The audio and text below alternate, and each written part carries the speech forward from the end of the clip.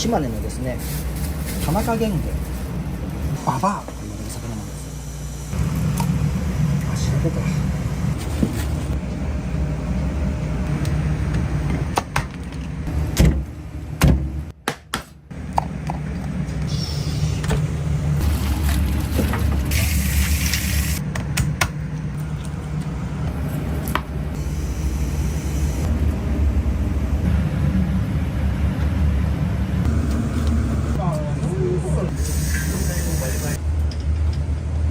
極端に言うと常温で物を沸騰させることができるんですよ。でこれを使って出汁を引きます。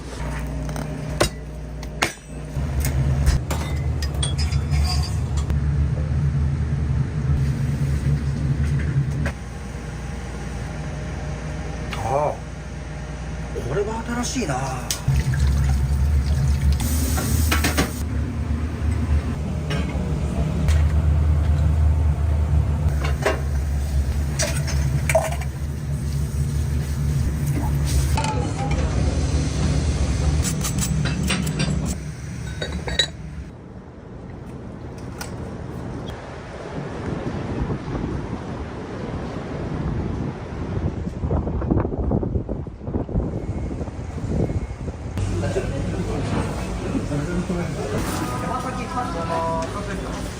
大葉は1割かな。ありがとうございます。わさびが必ず入れてくれてるんですよ。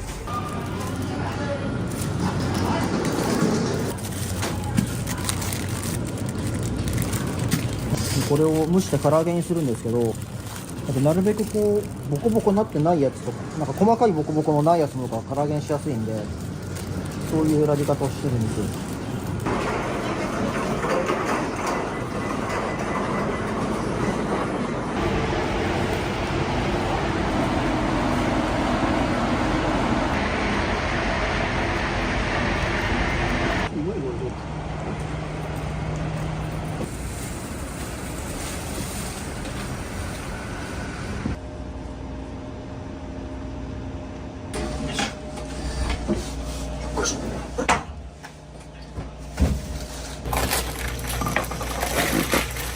島根のですね、田中源でババアと言われる魚なんです。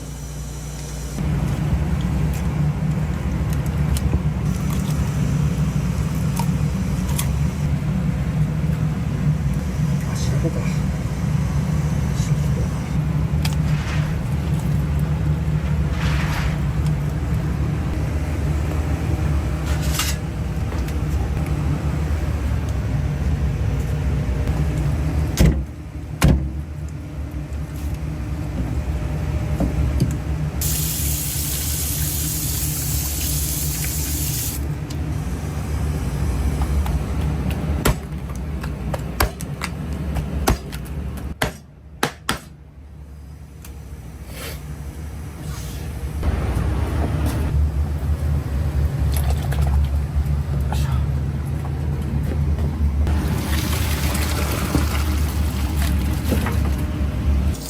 こいつの肝とかめちゃめちゃうまいんですよ。僕もちょっと今日処理しといて、今日のコースのちょっと珍味的なものとして出してあげようかなと思って。こいつのマコとか肝美味しいんですよ。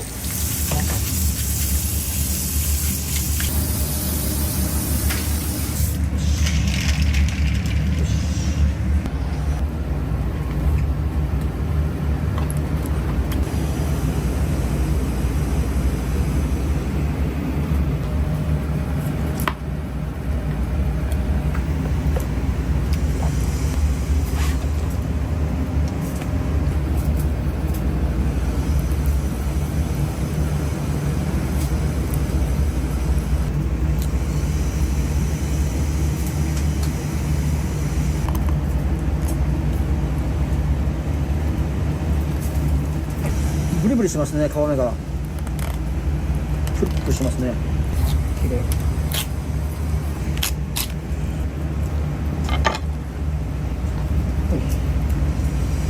一丁上がりです。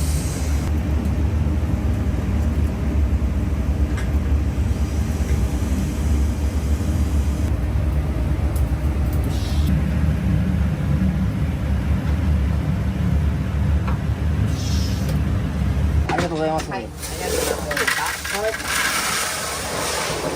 ありがとうございます。うちはいいね。来た来た。よし。はい。ありがとうございます。はい、ありがとうございます。お疲れ様です。わさわさ。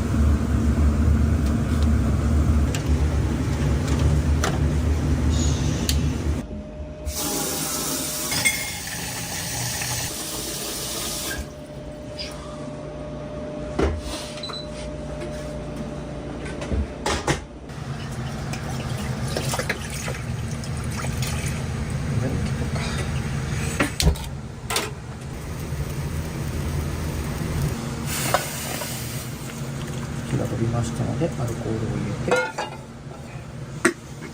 お出しに何かな、5人。はい。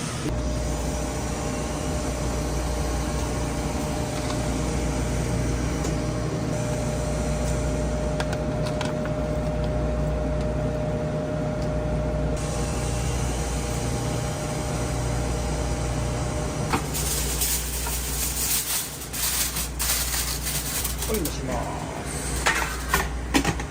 減々の酒蒸しですね。こちら今日のコースのスープになります。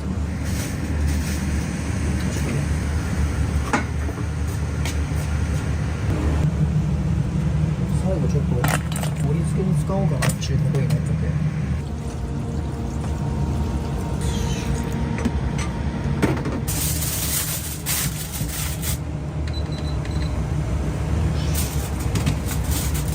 これしょう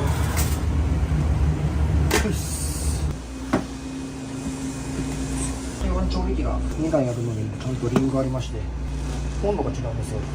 牛肉とか鴨とか火入れするときは55度にして、豚肉とか鶏肉とかを火入れするときは63度に。リードプロっていう減圧調理器なんですよ。極端に言うと常温で物を沸騰させることができるんですよ。でこれを使って出汁を引きます。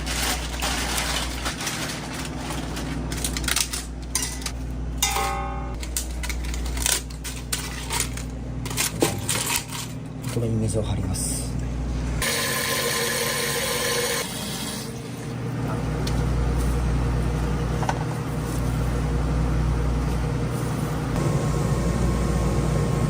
シルクスイートっていうものすごい甘い品種なんですけど、こいつを低温でゆっくり蒸してやることによって、甘みが飛躍的に上がるんですよね。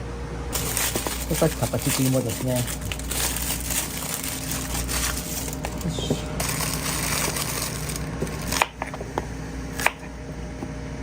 蒸し缶にスコンスコンと突っ込んで、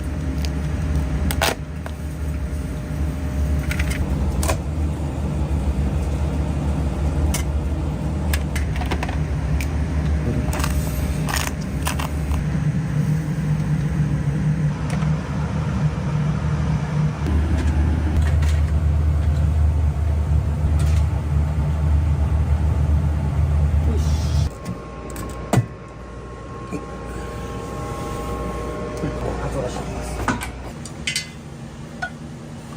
昆布をまずはもうこします。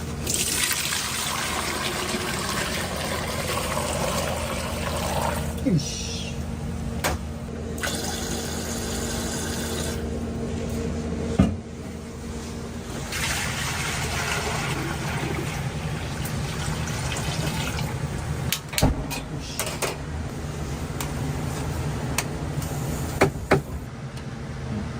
僕は80度まで待ちます。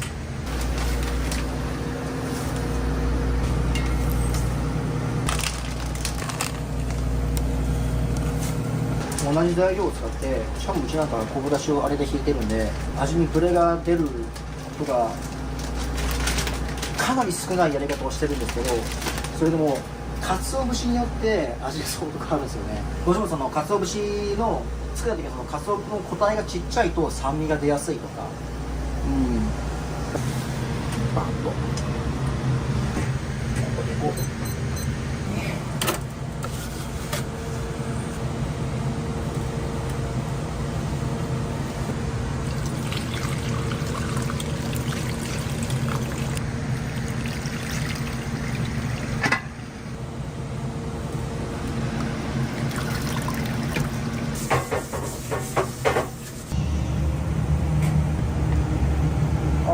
すごい。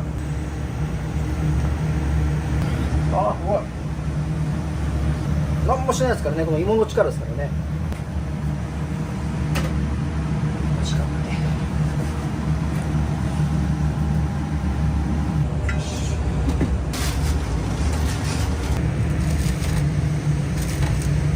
で、鰹だしと薄口のスープに入れて。でこいつも漬け込みです。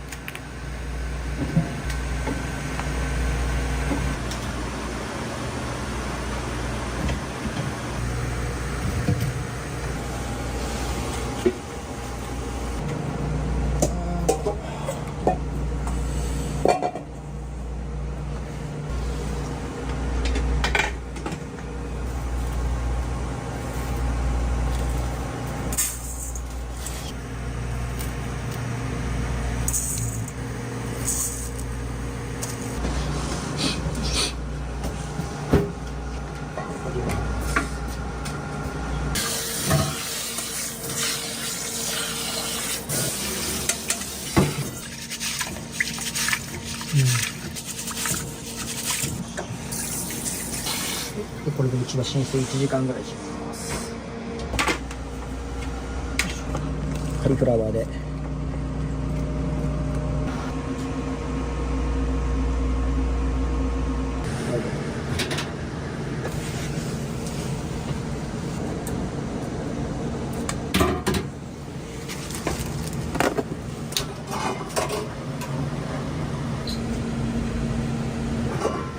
ごま油だとちょっと黒くなるんで、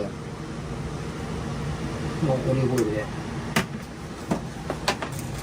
う入れて、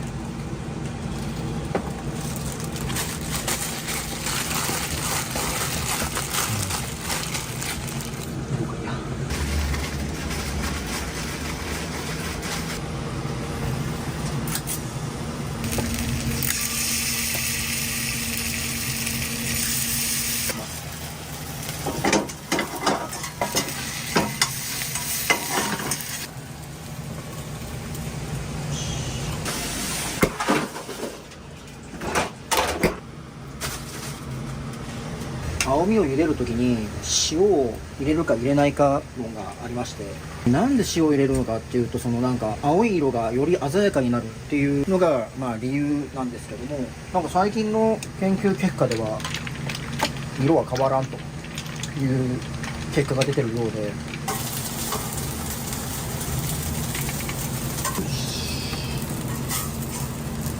どうでしょう。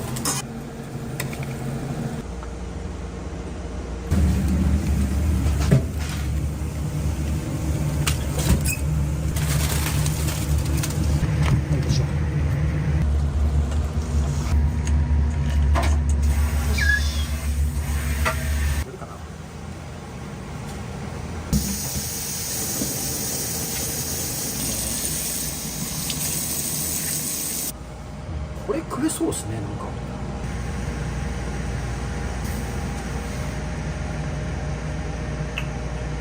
ああ、これが新しいな。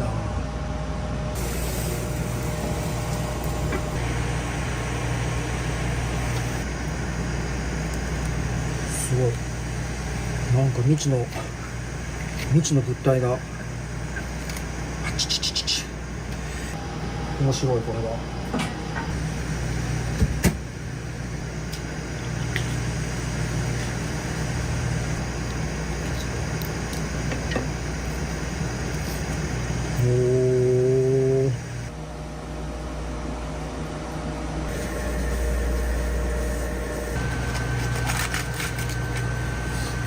これは今からその常温で沸騰させて、細胞壁をだけその逆に刺して、こいつの中に水分を入れ込むんですよね。科学的側面がすごく大きいので、そこはなんかなるべく勉強して断りというか道理の通りにできた方がいいんだろうなとなんかそんな感じがします。はい。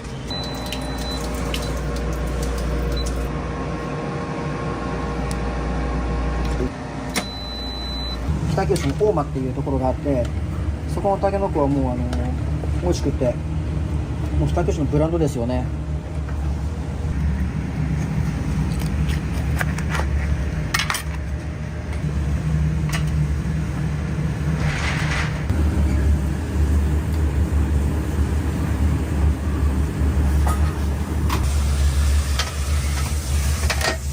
ちょっと油に絡めて油通ししてから焼くんですよ。まだですね。もう透明になってるの分かります。でも先っちょまだなってないでしょ。ちょっとまだ時間が足りないんですよ。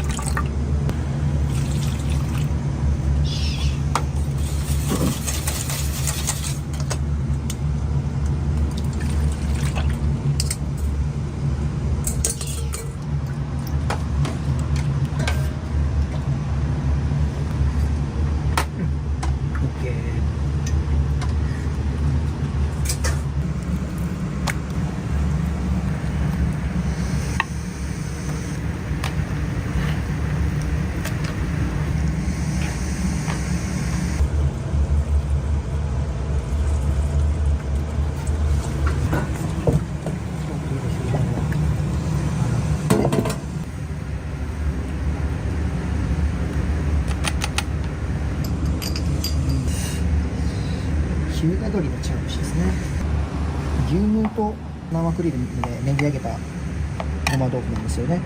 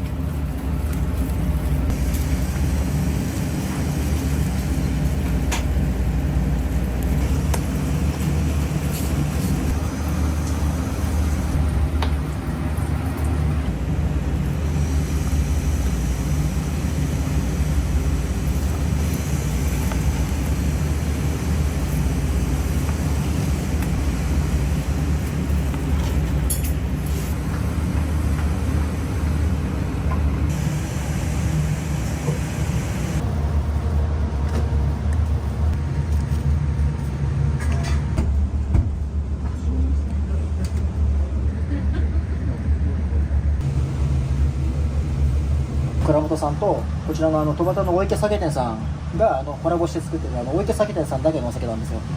すごく香りがよくって、僕これよく今の時期大間のタケノコがあるんですけど、大間のタケノコと合わせるのをよく使ってます。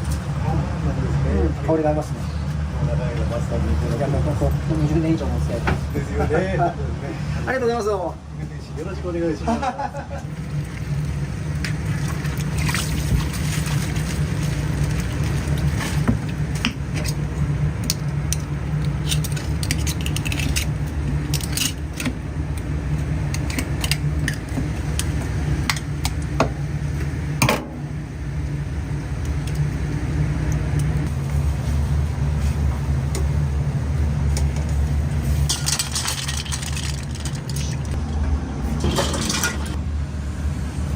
ビヨーンですよね。よ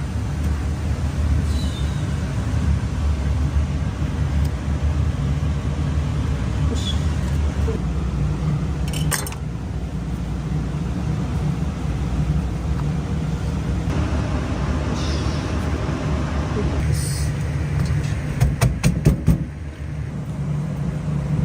ああ、イワシが入ってますね。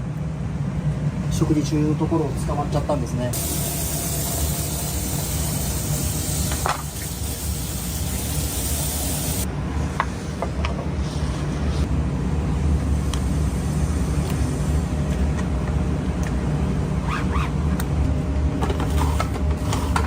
ネタケースに並べるのにラップするんですよね。ラップしだしたから明らかに魚の持ちが違うんでですね。よし、千葉から来たイワシですね。まん丸超えてますよ。両油乗っておく。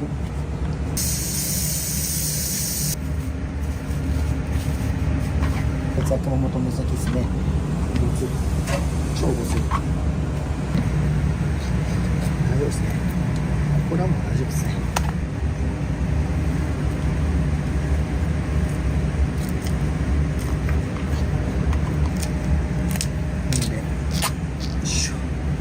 このイサキはまだぴったんなんですよ。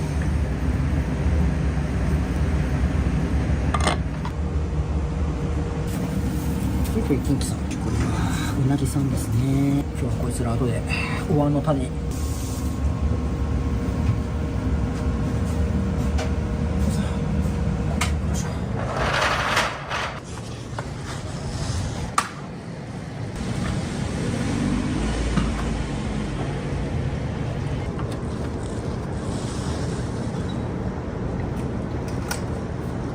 ちょっと提灯お願い。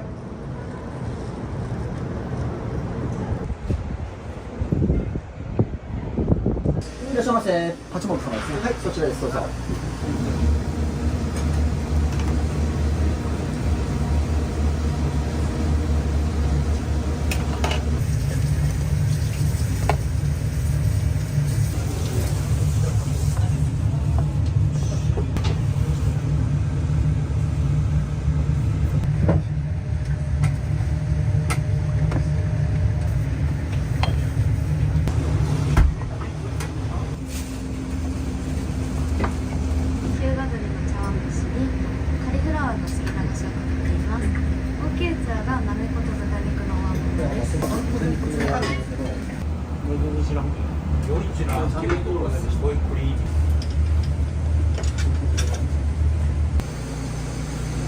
22、32に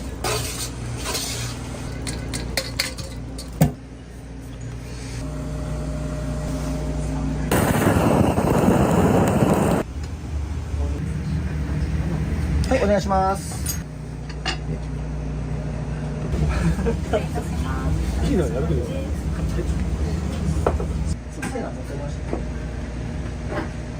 右から本マグロ、お肉でこ娘、イサキ、カンポンダコ、トラフグ、アオリイカ、シマアジ、大葉の裏にいるのが田中源次です。田中なんですか。田中源次です。田中源次。はい。知らないです。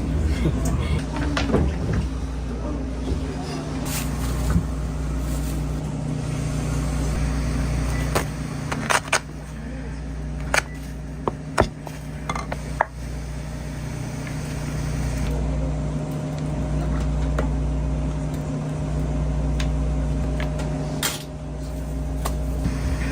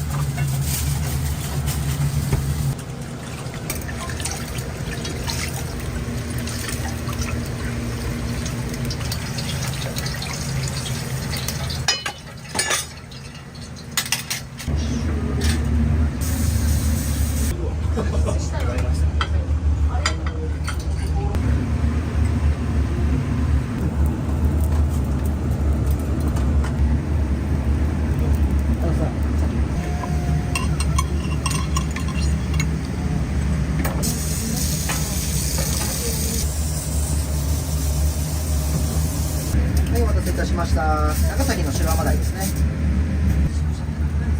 そうです。フライパンですね。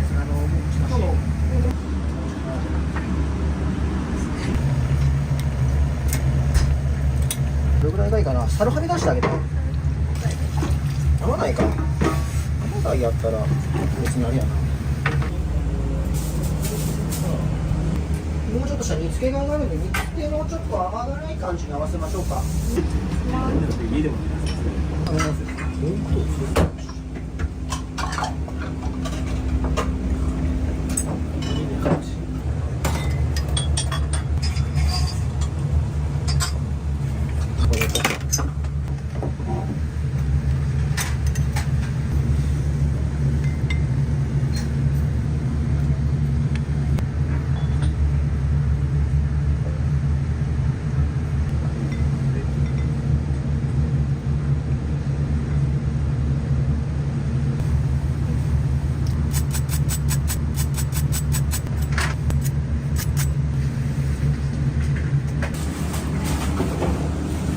これ上がりましょう。お願い。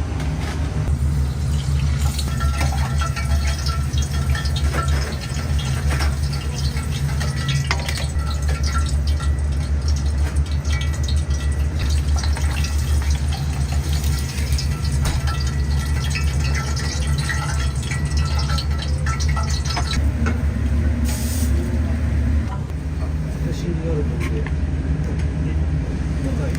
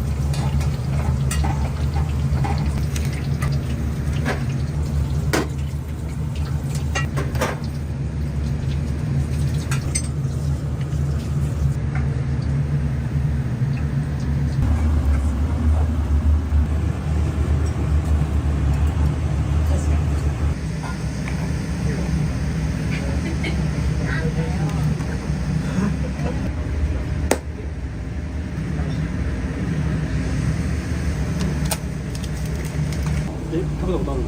いや、ないです。超甘いの。結構味が濃い。そうなんですよ。しっかりした味わいですね。いや、超甘い。ちょっと面白いのがある。はい。なんか。チョウザメのおう。脊髄。イメージがつかないと思いますよ。意外といけるやん、こいつって思って。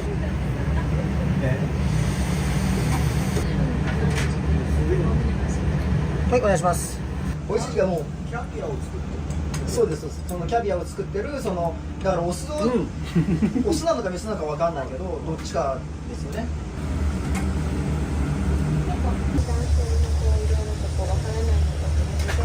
どうもありがとうございます。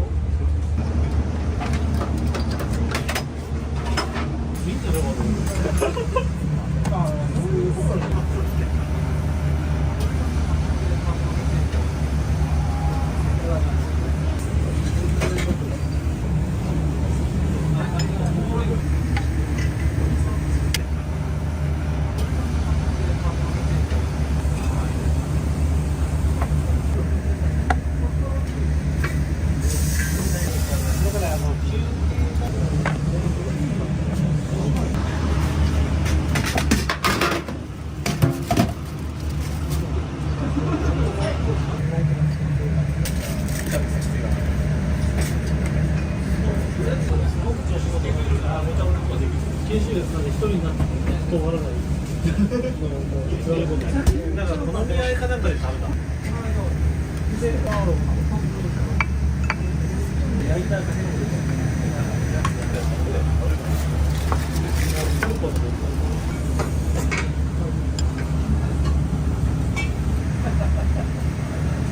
お願いします。もう正直そんなに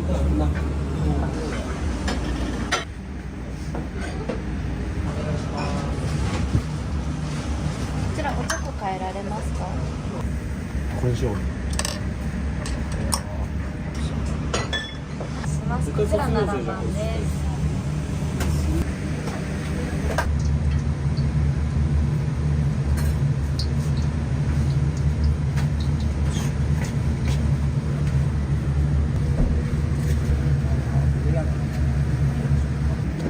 まだ赤い先生ですか？まだね。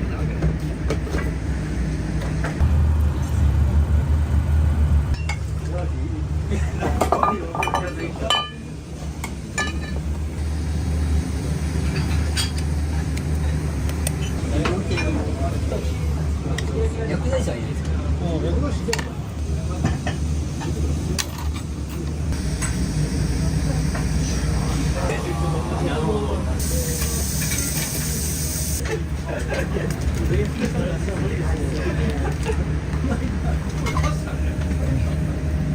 これものすごい硬い筋があるんですよね。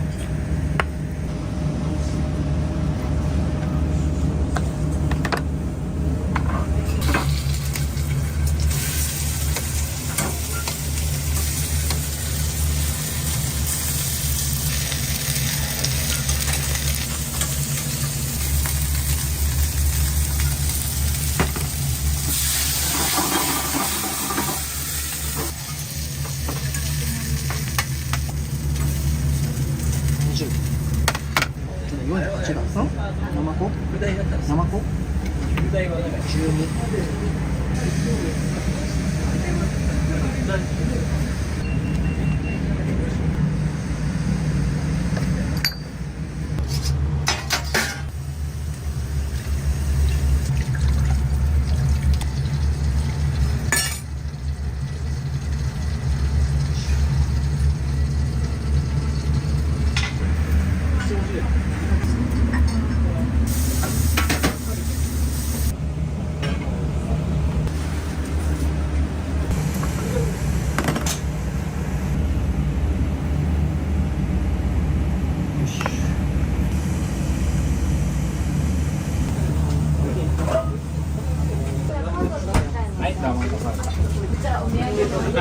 ありがとう。ありがとうございます。正解数でいい線。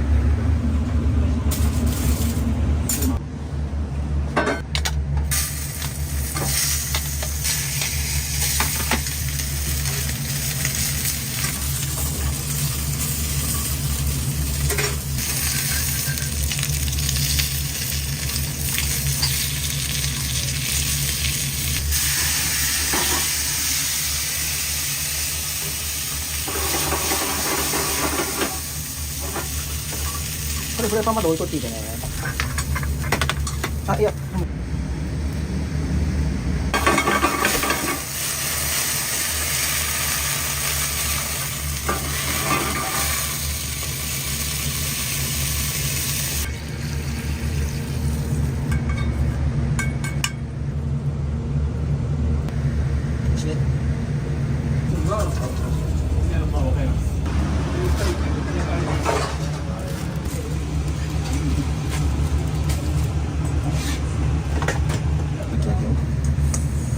し。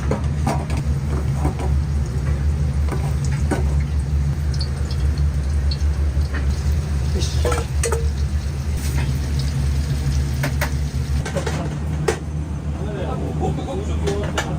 うなぎの白焼き。はい。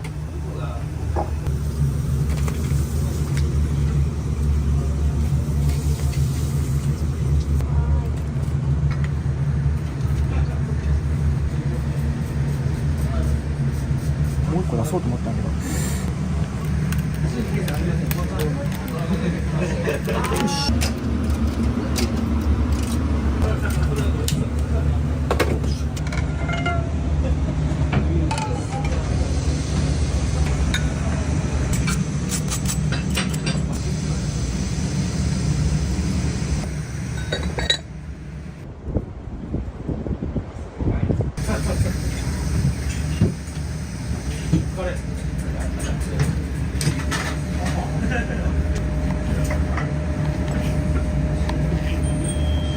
はーい。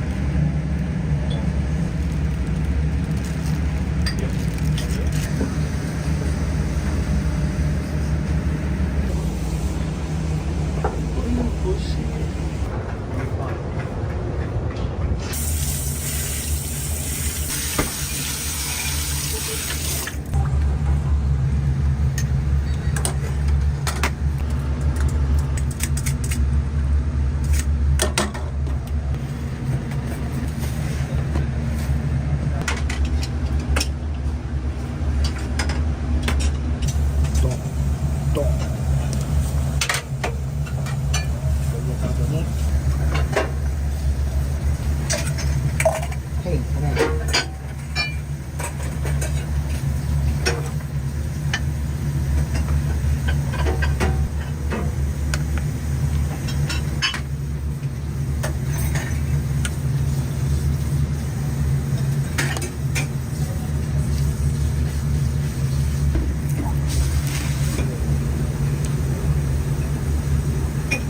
ズワイガニのソースです。よいしょ。どうもありがとうございます。あそこまた見ましたね。気をつけて。ありがとうございます。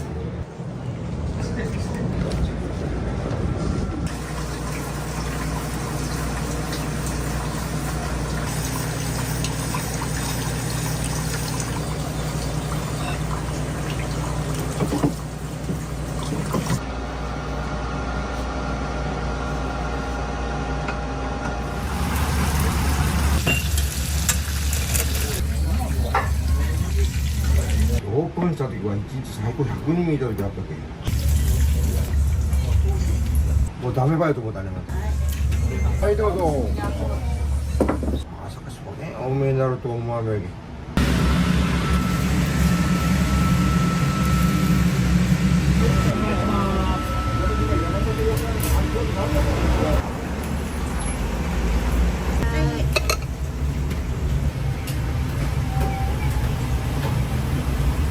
ができる場所を与えてもらったんでちょっと結果は欲しいですね次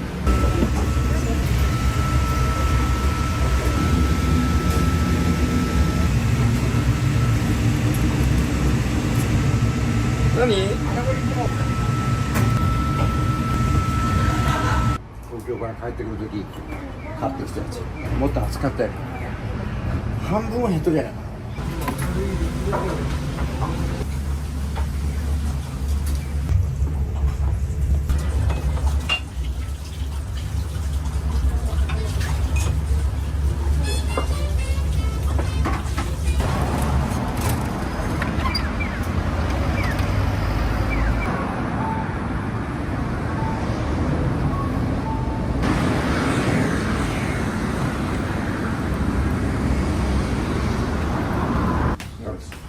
散らかっとる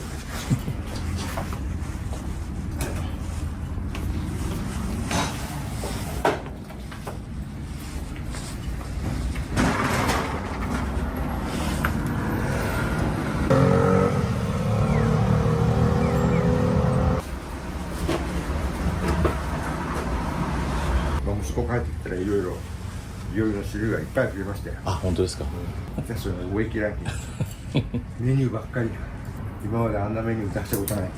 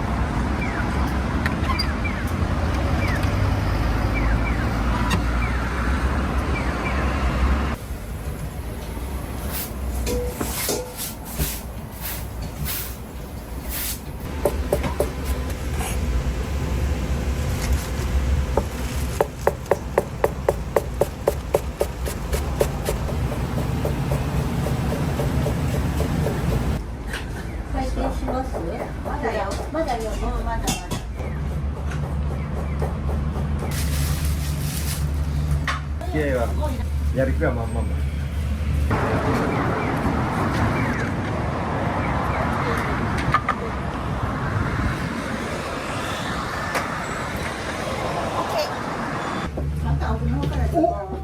お久しぶり。ネタを取ってとじゃあ。よっこれちょっと。は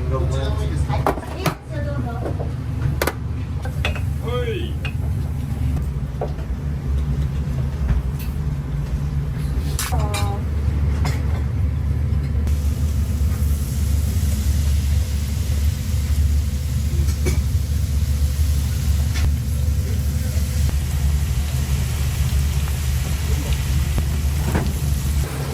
表は鍋が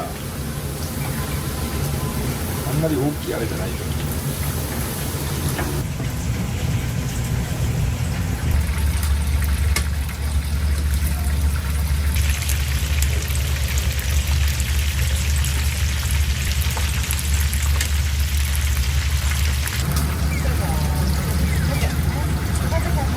はい。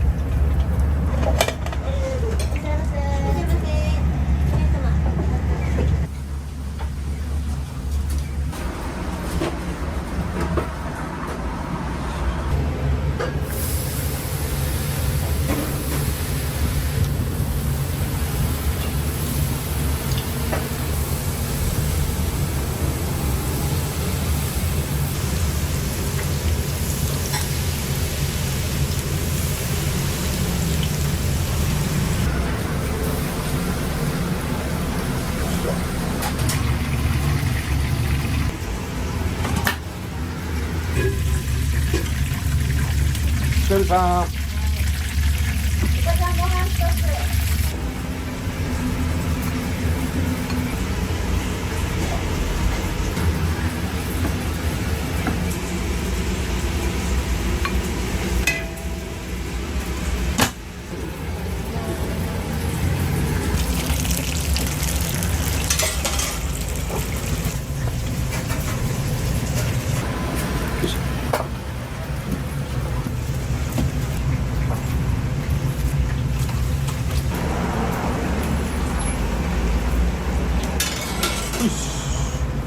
はい、お願いします。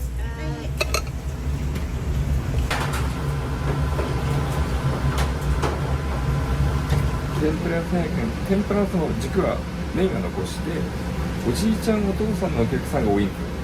その人たちからも認められないといけないし、でも自分たち世代も来てほしいし、女性が来れるようなとか、なんかそういうのは大事かなとは思うんですけど、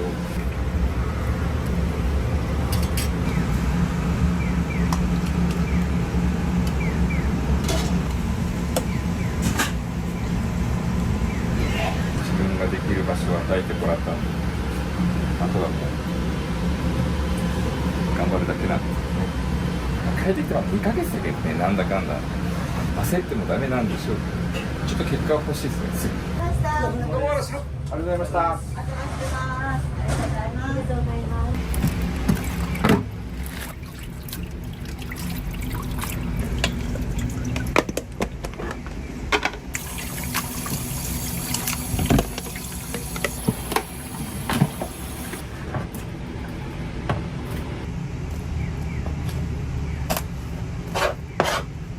私75、うちの代から始めたのは昭和32年やけん、60何年か、17年。 7年かな。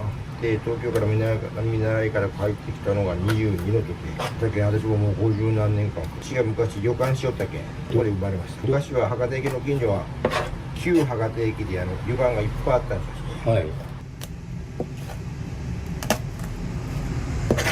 息子さんが戻ってこられて、よかったですよね。力になるね、やっぱ。俺、天ぷらのことしか分からんもんやけん。あとはもうなんか、居酒屋のメニューみたいなと俺、よう分からんけん。はい。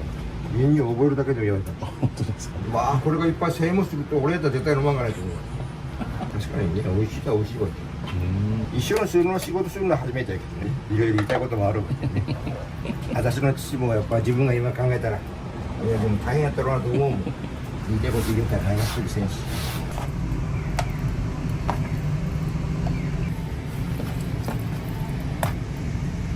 ちゃんと美味しかったよとかありがとうって言って帰るんじゃなくて、もう偉いもんやなと。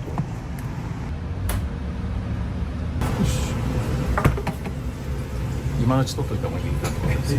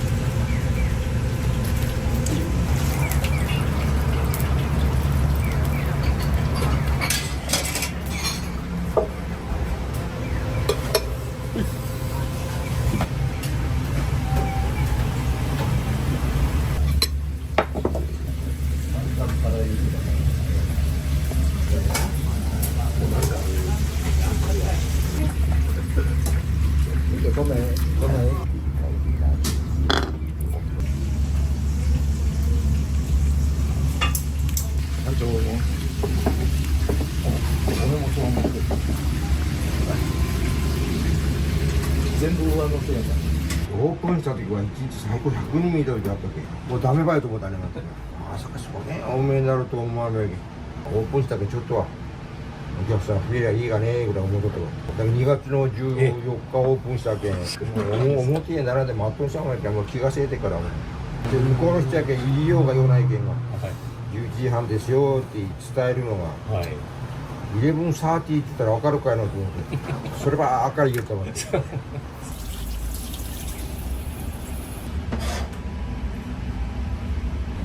ありがとう。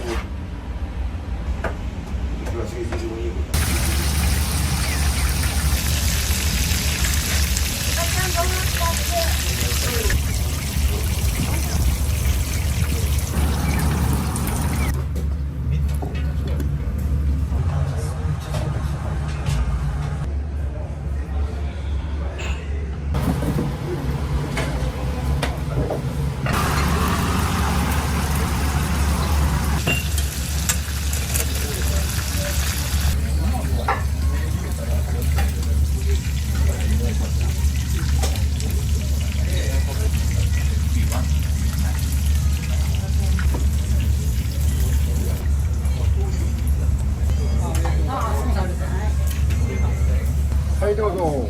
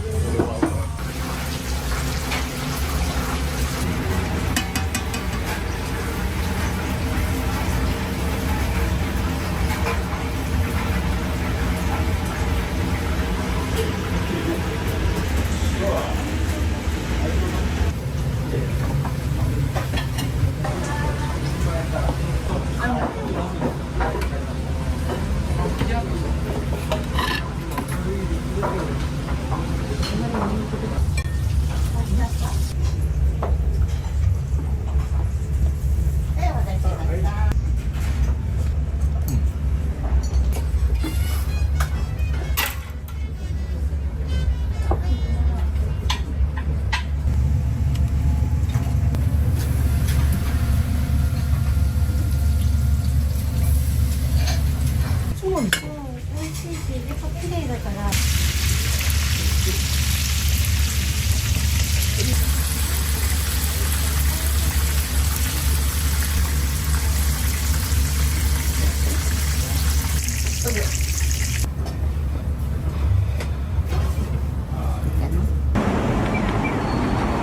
今こっちもあるけど天一っていうお店が旅行一望の天一っていう紹介していただいて、それから4年間、店員さんいらっしゃったんですか、はい、修行厳しいですよね、昔まは。あしかし私が生きようからそげん昔にドラマで出てくるような厳しさはないね。殴られたと。それ絶対ない。あ、本当ですか、やめろと思ったことはないね。結局あれなくなって思ったことは何回もあるわって。ですから給料も親方してもあるやと。自分がしだしたらやっぱそういかんもんね。ああ、親父も大変やったごめんと思うよ。親父から手上げられても一もない。一人息子ってやっぱ可愛かったよね。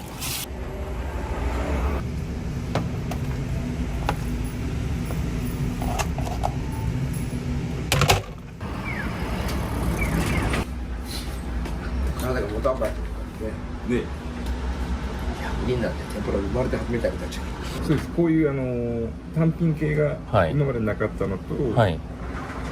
こういうやつと、でも石田さんから帰ってきてもやること全く違うんじゃないですか。まあそうですね。あのスタイルをしようと思ったらもうあまりにも違うと思います。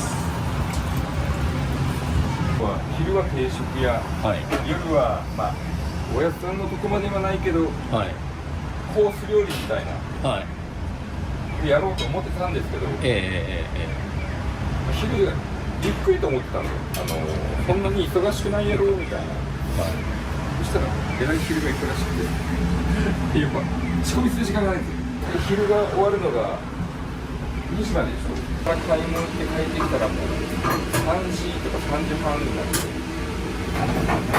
もともとこう夕方5時からオープンやったんですよ。定食屋の5時からオープンで帰ってきて1時間半でコース料理の仕込み全部終わるわけないんですよ。同僚の人から天ぷら屋さんやけんあんまりこう天ぷらと違うことしてもみたいなやりたいことは分かるけどいきなり変わりすぎても。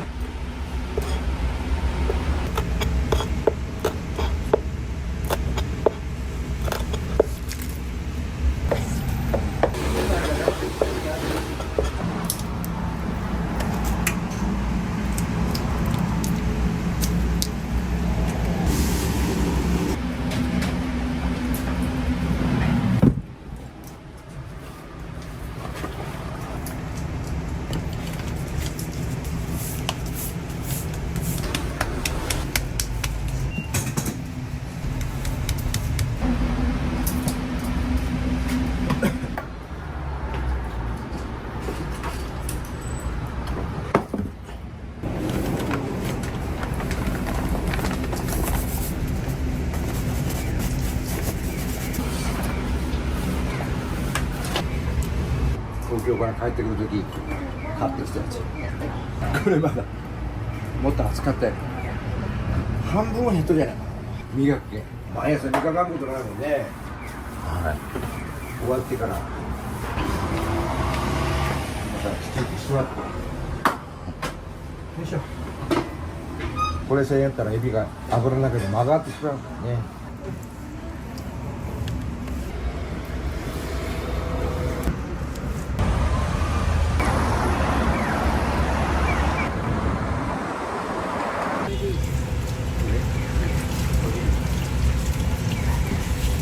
ちょうど今頃ちょうどゴールデンウィークの頃で今ね離れるっていうかそれからもう近くでですか。この前のコンビニの前にそれからずっとかな大きな歩道を渡りきらんことなんてだから今さに誰が大きい歩道はついて渡ってやらんか金がおらんてやこういう店はやんか回っていかんもんな男ばっかりじゃねここに来たら親父がおるっていうイメージがね昔からとしてあるもんやけどねしとったらもう100何歳か大正7年生まれやったまあ元気のいい親父やった。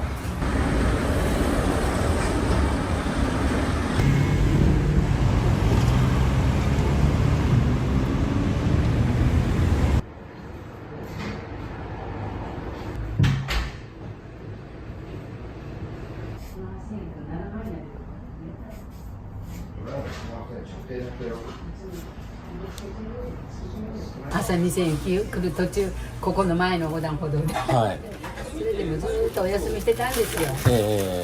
出ないと思ってたけど、また息子がこうやって始めたから、はい。手伝うようにしました。あ、そうなんですね。大将同級生ですか。全然違いますね。いいえ、そんなことないです。同期生年間違いない。最初痩せられましたよね、急に。そうなんですよ、10キロぐらいですね。びっくりしましたよね。うん、でも体悪いとこはどこもない手だから。本当ですか。うん。少しでも痩せた方がいいんじゃないかな。でまあでもこれご飯は言われてはないんですけど、あ、そうなんですね。それで知ったらまあね、あ、そうなんですね。で一緒の年ではい。1000円です。まあ行くんで。似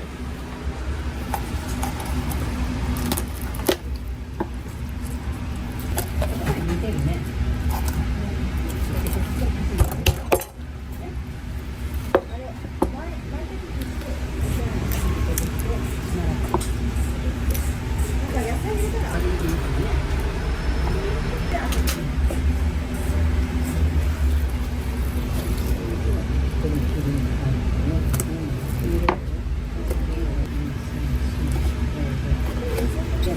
いらんけん、言われただけ。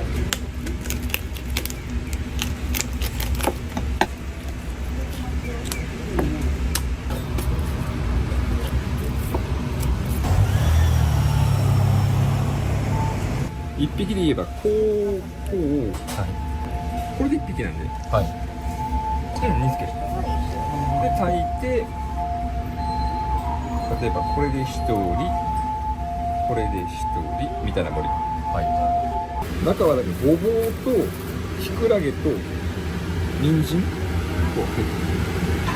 今日の朝い。これはうまそうですね。 2日で終わります。本当ですか？すごい。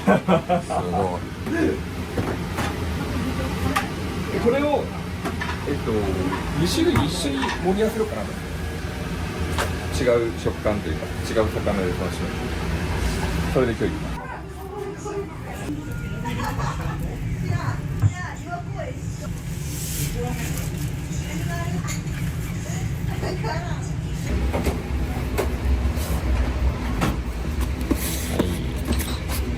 準備 OK。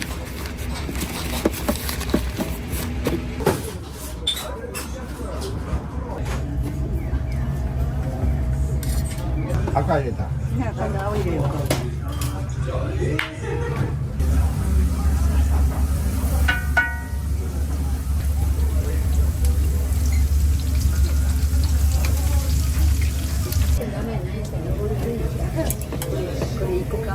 お酒2合缶付け。はいお願いします。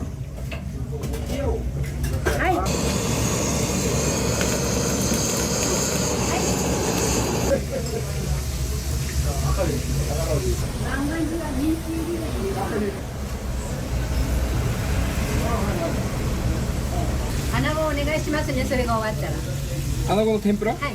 お願いします。穴子はちょっと出して。はい、まず3って3。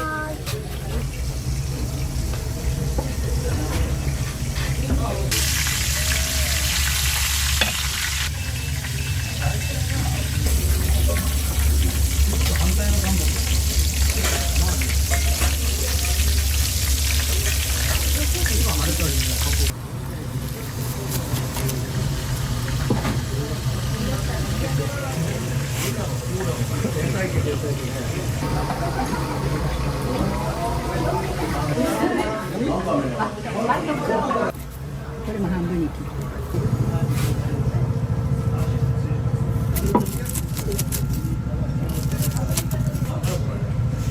これ全部揚げました？あげました。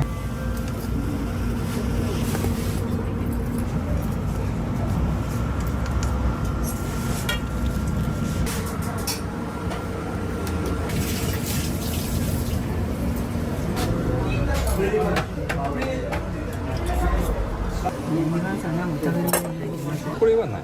だけど天ぷらもない。ごぼうを巻いた八幡はある。ごぼう巻きがある。ごぼう巻きの。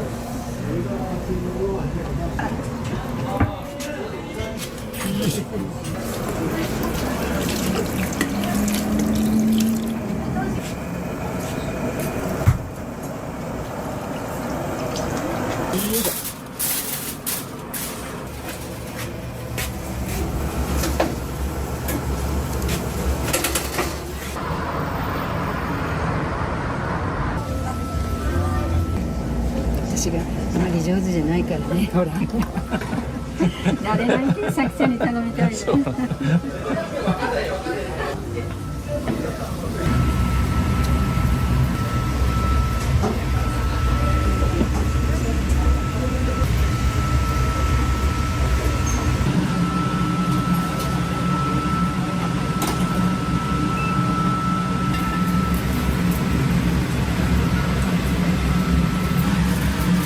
た上げて。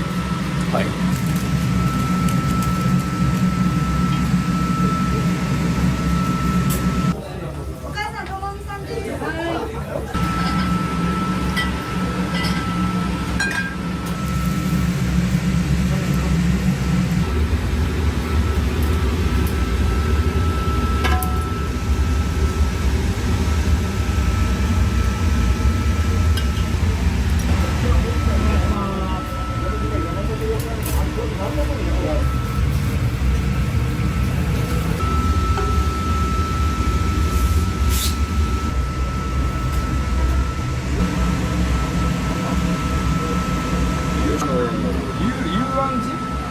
幽庵寺。柚子の香りがする醤油ベースのだしに漬け込んだやつを最後振りながら仕上げる。あ、どうも。よ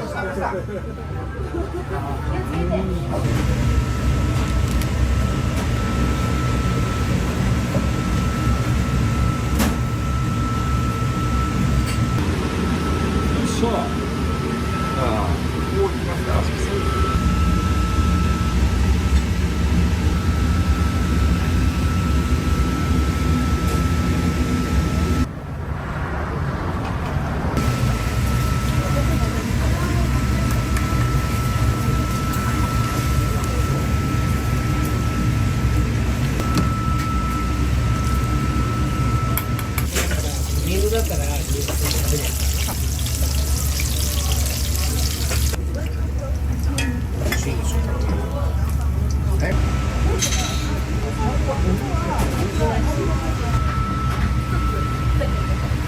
いいですか？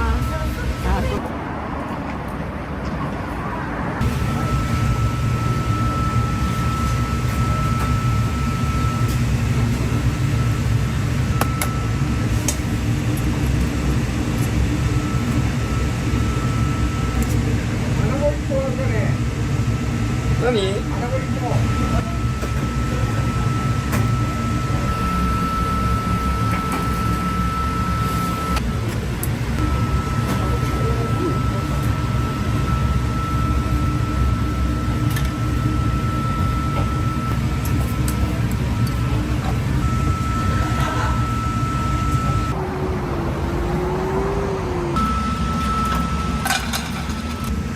あんまり。うい。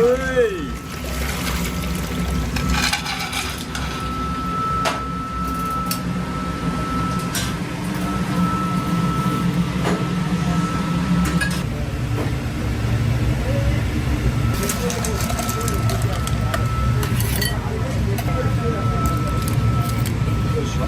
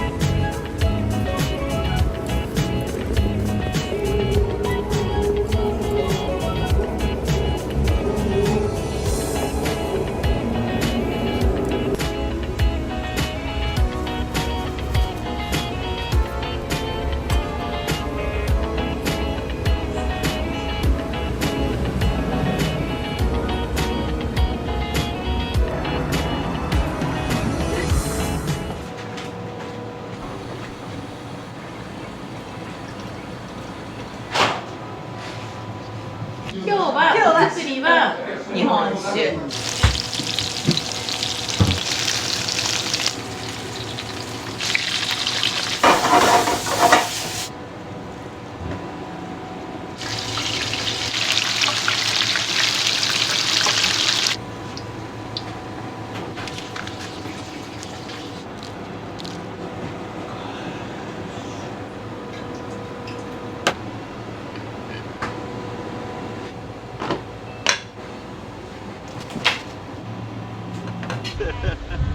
あ、もうここから撮影する。今ちょっと並んでられて、なんか入っていくので、中見ましょうか。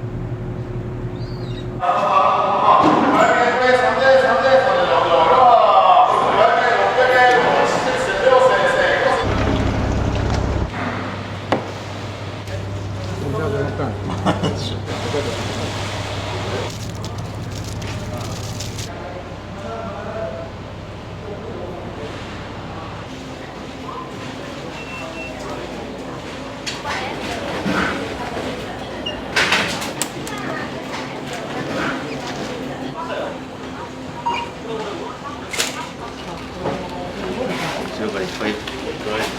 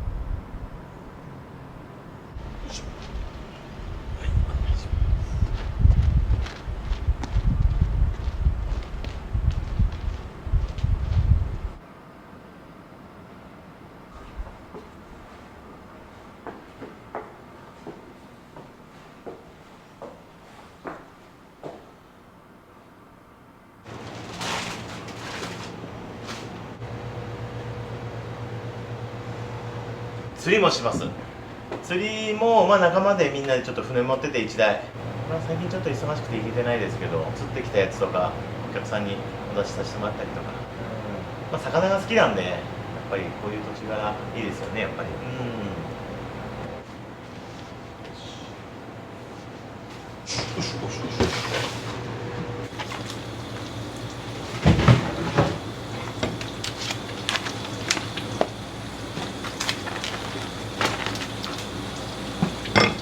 今日は前菜でちょっと使おうかなと思ってます。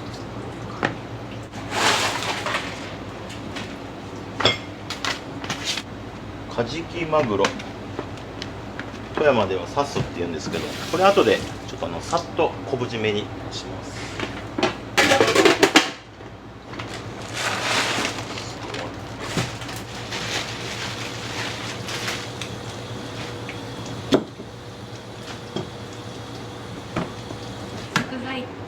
その日の魚の仕入れで決めるんですか？そうですね、基本的にはある程度は決めてるんですけど、ちょっと取れた魚っていうのは毎日変わってくるので、今日は何のメニューにしようかなっていうのはその日で決めてます。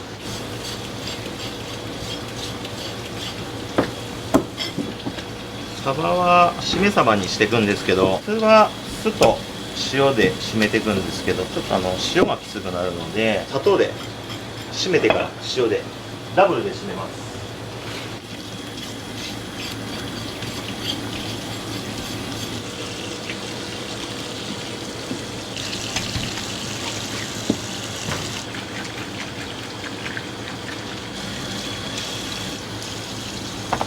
このサバのメニューは何になるんですか？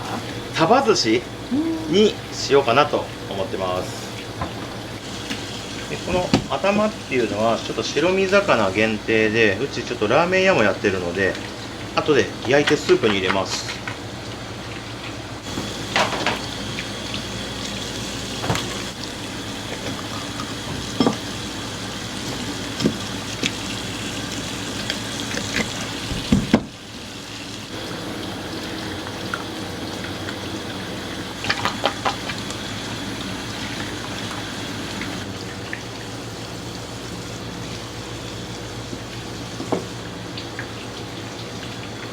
カンカンとか船場とか言いますよね。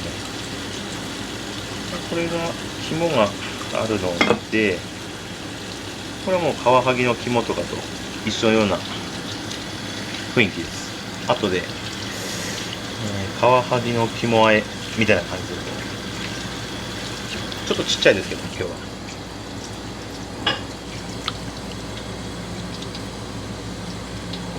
置いときます。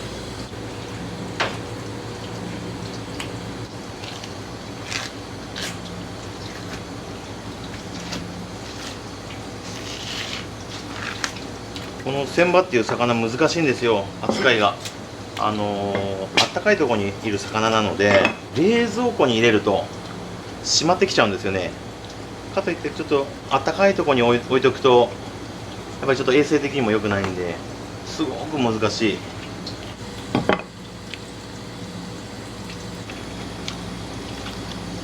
日はせっかく朝取れたので。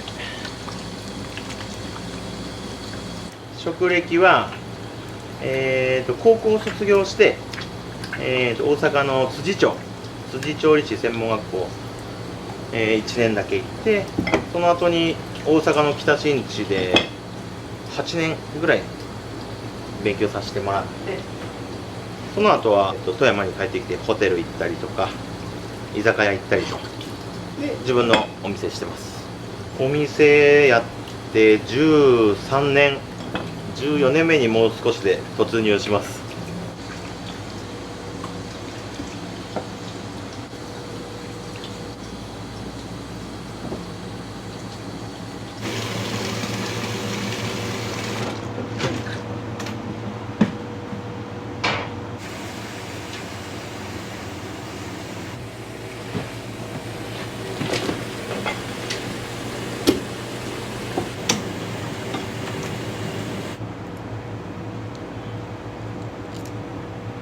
いけるかな。こっちはなんともいけそうだな。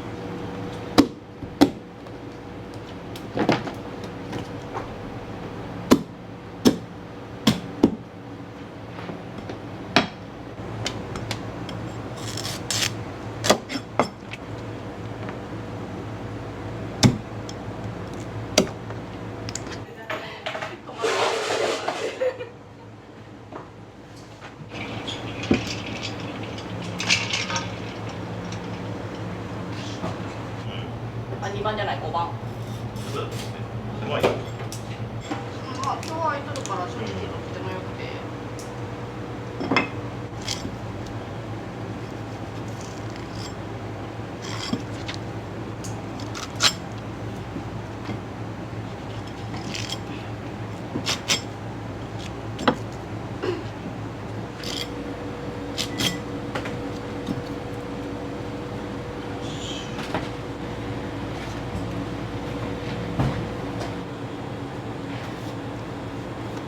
これ砂糖です。ちょっと変わってますけど、ほのかにちょっと甘くなるんで美味しいと思います。ここから水分を抜いて、もう一回僕塩で締めます。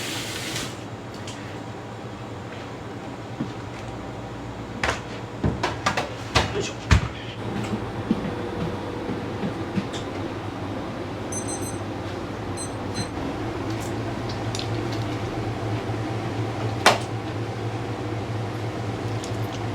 これも朝どれのタコじゃないとこう吸盤が外れてくるんで、暴れとるな。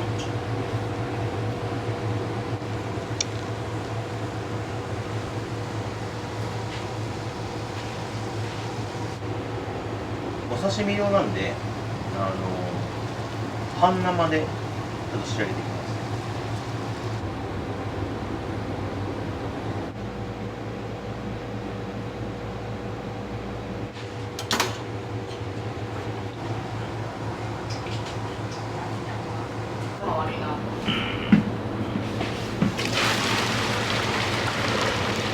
得られるものもあるの。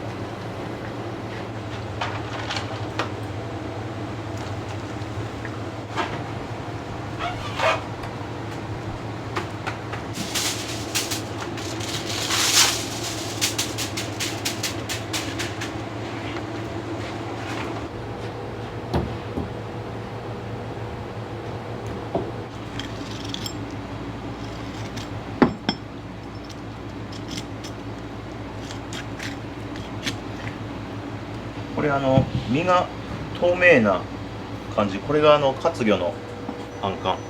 これがちょっと締まってくると真っ白になっちゃうんで、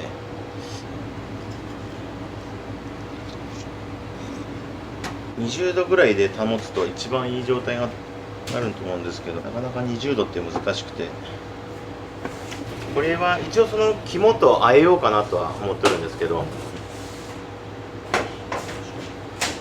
巻きましょうか。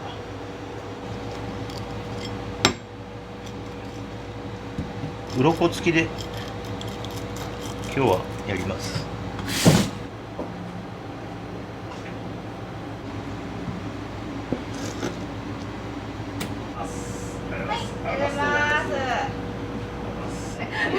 助かります。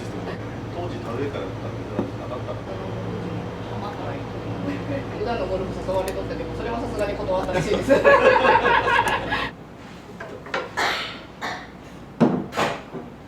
これって富山のお酒ですか？全部富山のお酒です。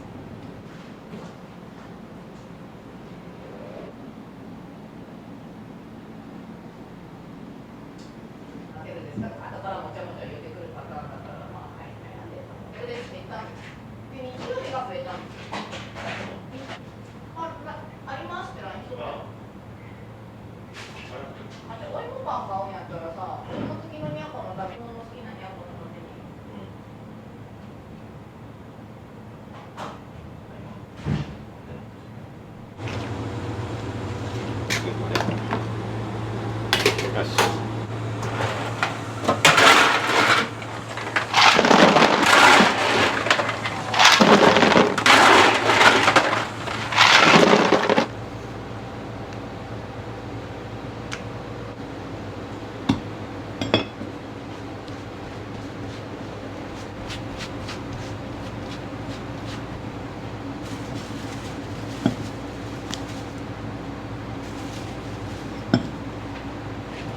これは、ちょっと前菜にちょっと使おうかなと思って、アオリイカと、明太子になるんですけど、もみじあえ、ちょっと秋なんで、もみじ風にした和え物。首都工業行きたいなって言ったんですよね、うちのおかんに。でも、ダメって言われて、僕の夢5分で終わりました。高校の時。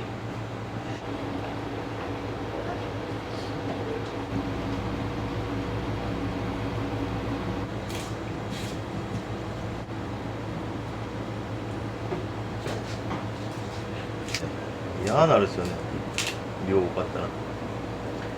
80人前とかこれやろう思ったら結構大変なんですよね。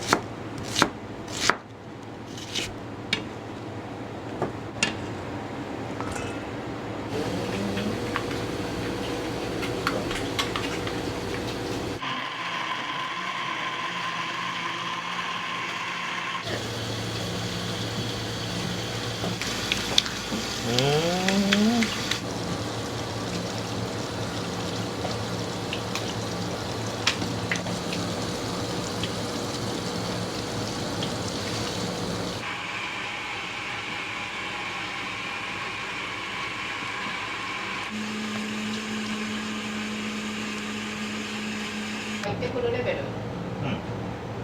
頑張って。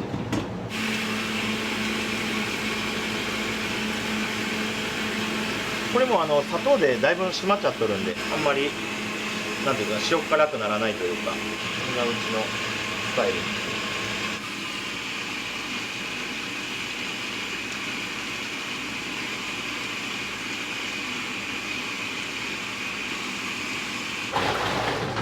何でしたっけ、ごめんなさい。バントともう一個何でしたっけ、僕そこ聞き逃したらいけないところやから。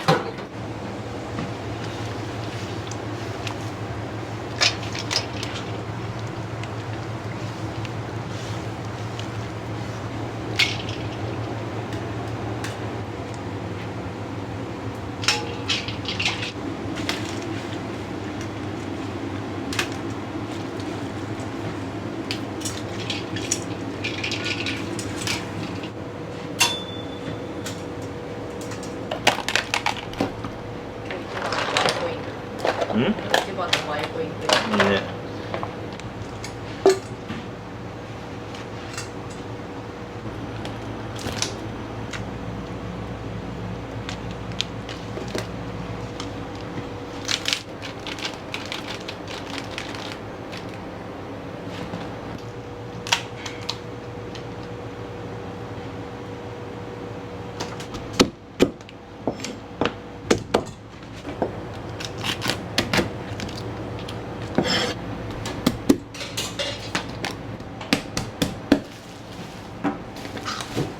聞いてよかったのかな。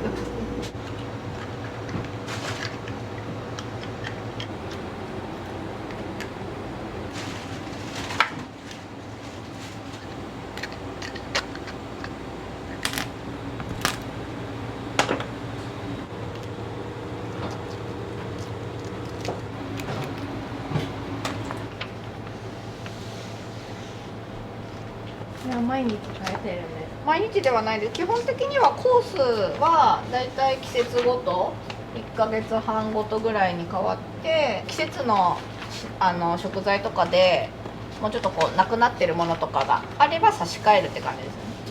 で基本的に土曜日って会社休みじゃないですか。なので、金曜日とか意外とこの週中の水曜日とかに満席になってみたりとかが多いですね、やっぱり。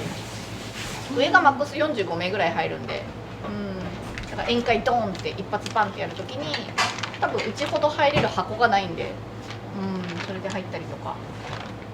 食べます？どうぞどうぞ。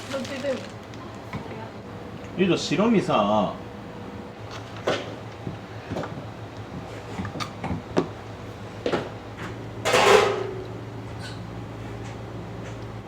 この人数分ないってこと？そうそうそう。まあ6人分はあるけど。ホームページ見てお電話される方は、基本的にもうこのコースでって言われるんですけど、例えば飲み放題と組み合わせて、お客様はちょっとご予算で、消費税込みで飲み放題込みで8000円ぐらいで考えてるんですけどとかって言われれば、それはそれでそれに合わせてコース作ります。なんで一応目安って感じで、追加でアラカルトも食べたいなっていう場合はそのコースを選んでいただいて、コースの途中とか後とか好きなタイミングでこれも追加でお願いしますみたいな感じで頼んでもらってます。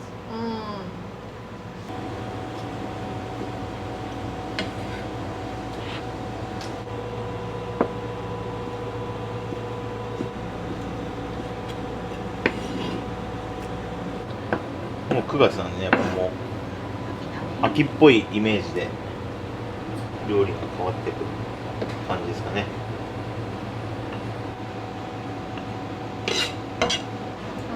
美味しいですね。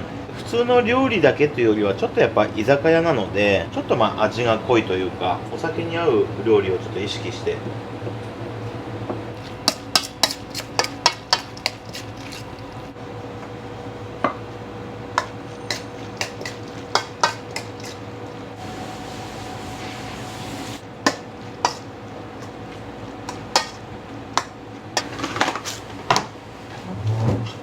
こんな感じでいきます。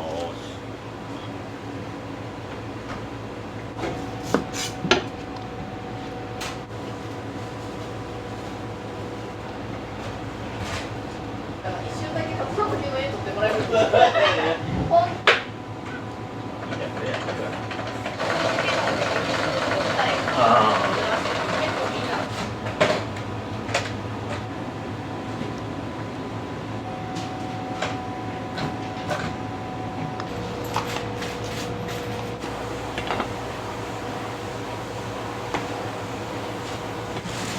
ますか？決まったらまた電話します。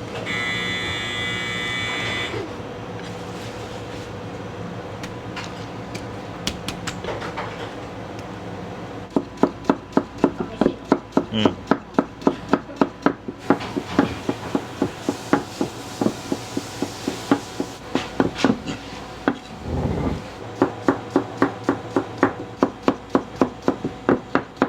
俺の真っ黒の手が白と黒で分かりやすいかもしれんないこれ。映えだね。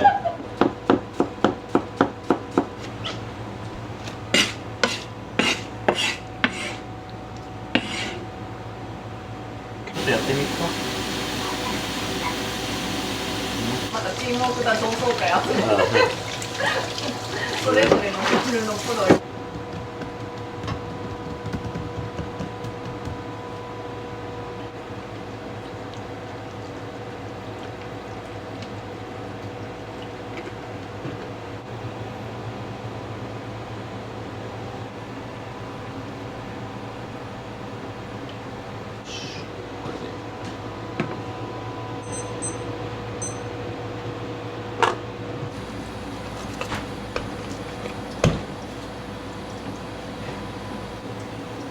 後で鱗ごと焼きます。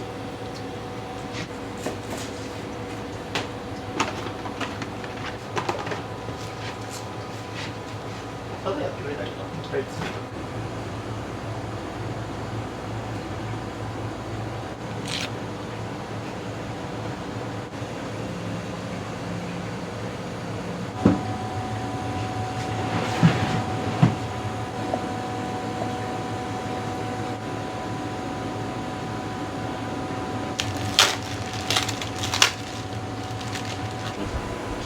うん、いいよ。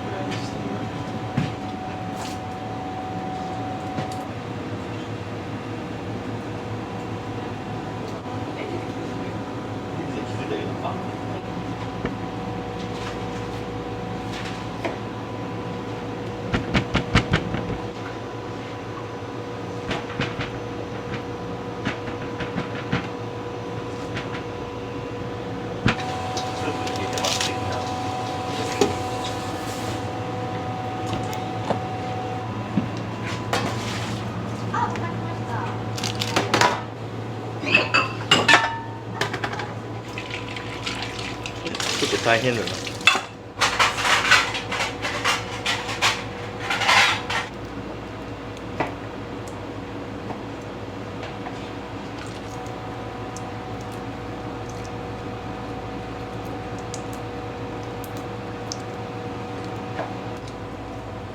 おいよ。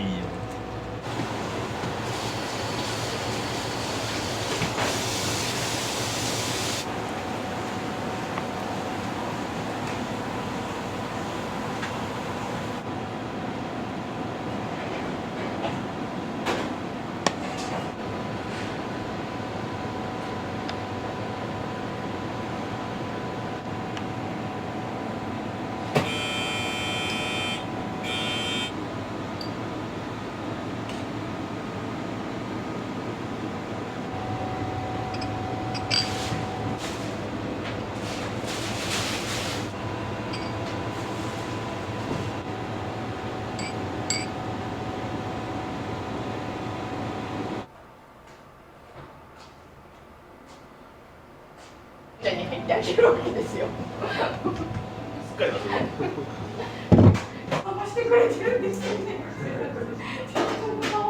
もらえちゃったけど。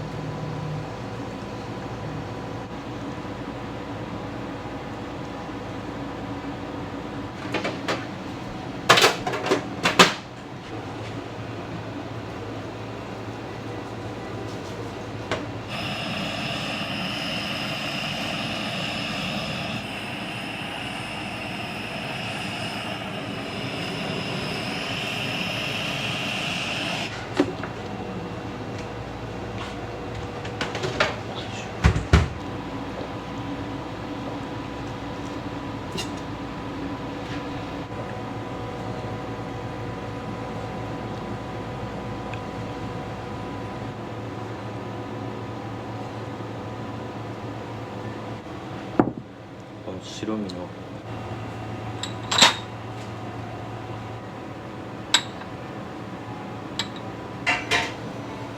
そんなに取れないと思うけど、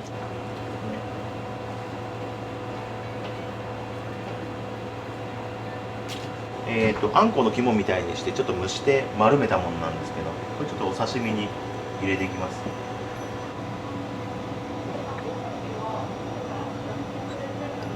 お酒のつまみで難しいよね。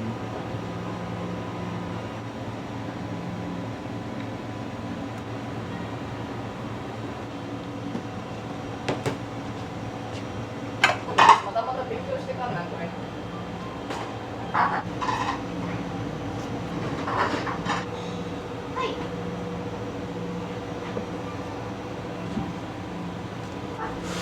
わかりました。いずれか。ありがとうございます。ありがとうございます。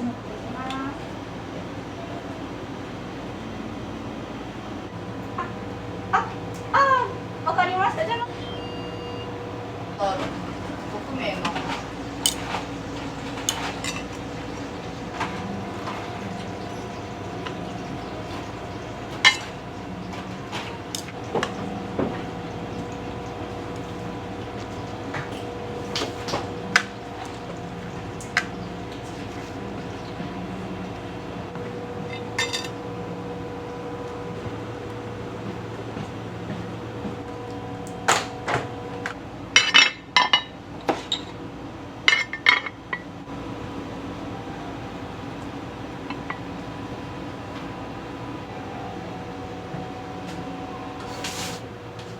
大根のつまみ。黒織部に、耳うどんなんかつけますか？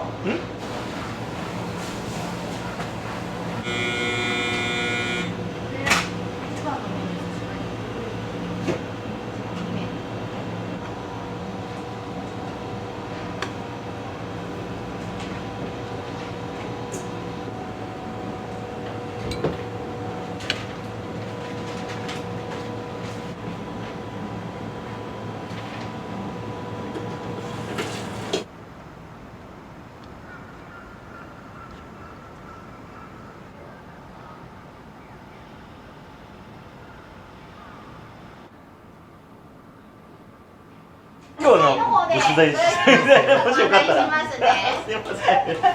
ゆっくりしててください。はい、お願いします。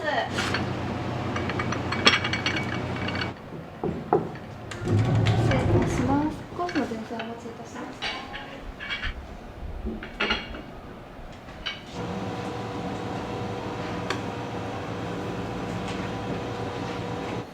ぼちぼちと割と最近も来ました。今日はヨガの先生と一緒に、先生と生徒っていうよりも飲み仲間というか、はい。はい。すみま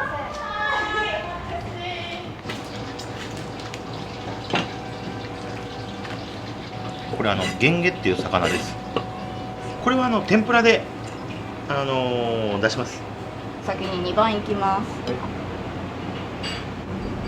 先生2番かな。あ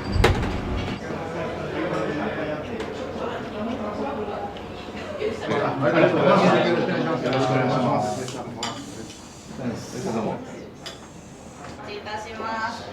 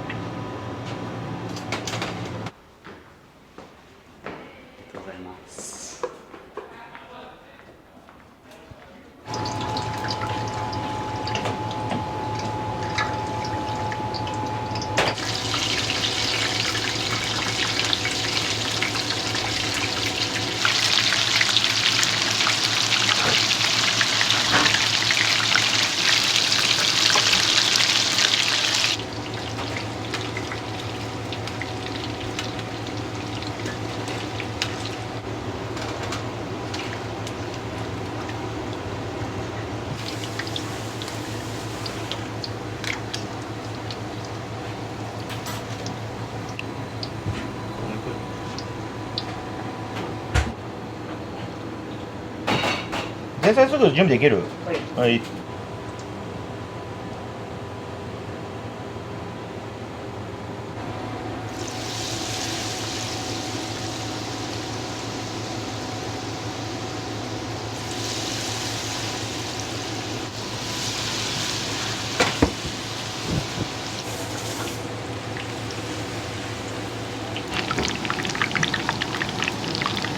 結構他のお店とか行くと、まあ、要は1匹そのままさばいてなくてそのまま揚げてるところが多いんですけど、うち1匹1匹こうさばいて骨取って揚げてるんですけど、骨があるのとないのじゃ全然こうなんていうんですかね、食べやすさが違うんで、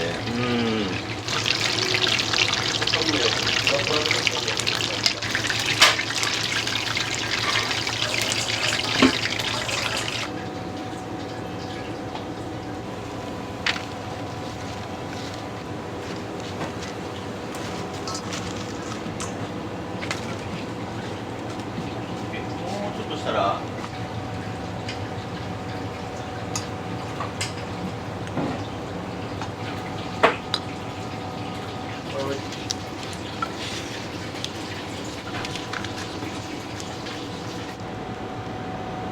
塩で食べてください。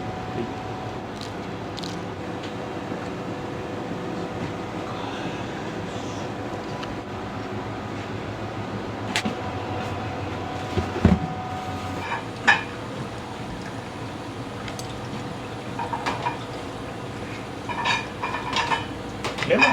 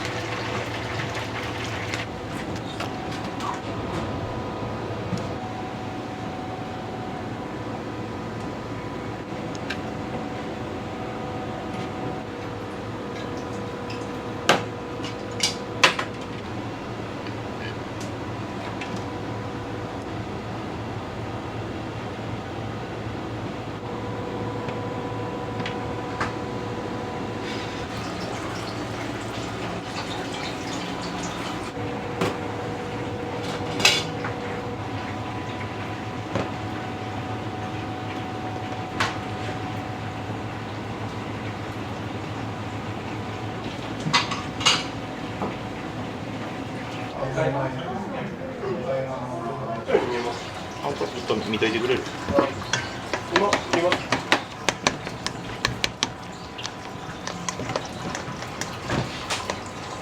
最後のサバ寿司に出す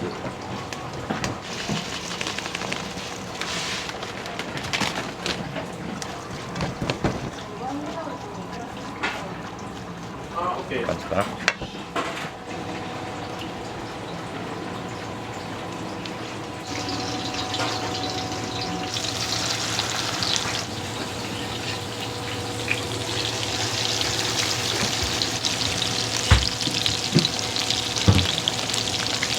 甘鯛は鱗結構柔らかいんで、高温で焼いたり揚げたりすると食感がパリパリっとするんで、まあ、いわゆるパリパリ焼きになります。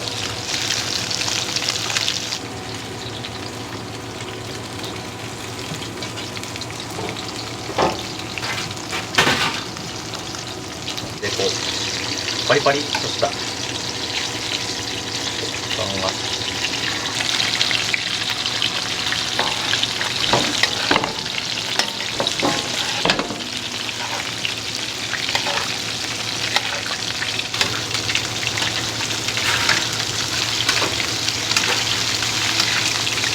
3名、あげます。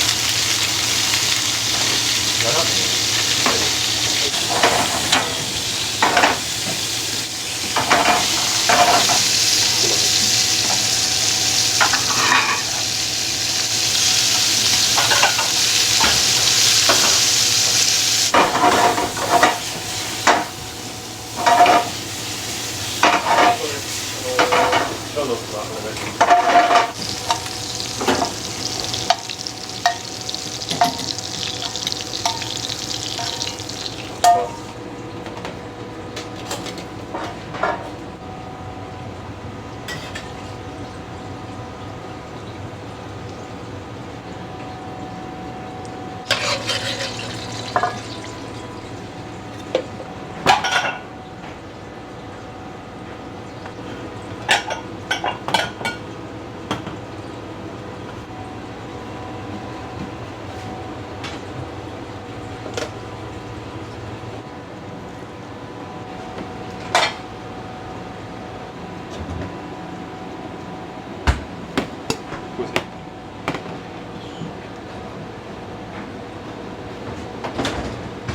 2番に出してあげてよ。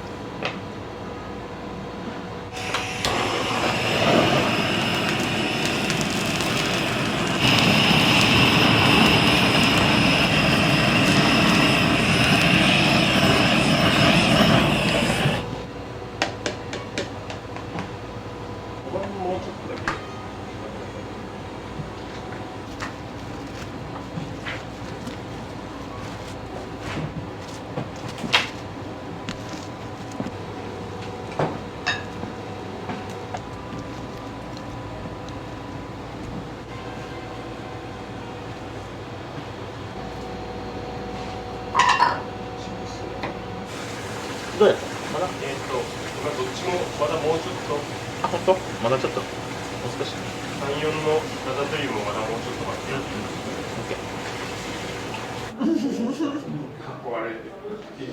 これワインなんですけど、なんかね本当にねこの鱗がパリパリですね。パリパリイタリアンみたいな感じで美味しい。日本酒もワインもどっちも飲みたくなるんだよね。日本酒が富山のすごい有名どころの日本酒が全て揃っていて、お酒のチョイスすごいいい。ワインもどのボトルを飲んでもすごく美味しい。もう前菜から日本酒も飲みたいしワインも飲みたいと思わせる。どっちにしようかなっていうので、今日はお作りは日本酒で、ここはやっぱりなんか富山はお魚が美味しいので、お魚が美味しいですよね。今日は解禁してすぐのズワイガニ、美味しかったですね。ズワイガニ最高でした。最高でした。お二人の人柄がいいです。てっぺいさんの笑顔と、さくらさんの癒しとね、お二人に会いたくて来る、そんなお店です。はい、そんなお店です。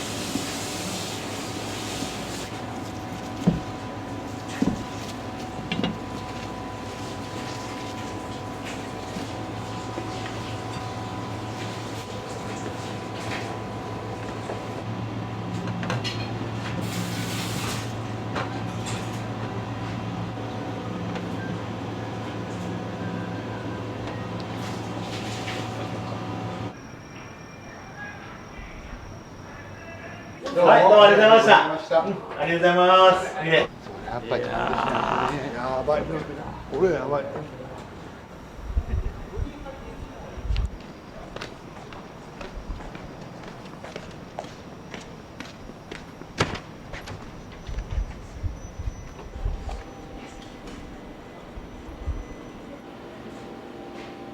ちょっとバーみたいな雰囲気作りたくて、この2階にも部屋があって、ウイスキーだけ飲んで帰られる人もおられますし、パフェだけ食べて帰られる方もおられますし、和気あいあいとしたお店ちょっと作りたくて、店が綺麗すぎるので入りづらい雰囲気はしてますけど、まあまあおしゃれすぎるラーメン屋だとなかなかちょっと富山では見かけんお店だと思うんですけど、さっき骨焼いとったやつもがっつり入れて、ちょっと大人の味すぎるような、ちょっと話題の店になればいいななんて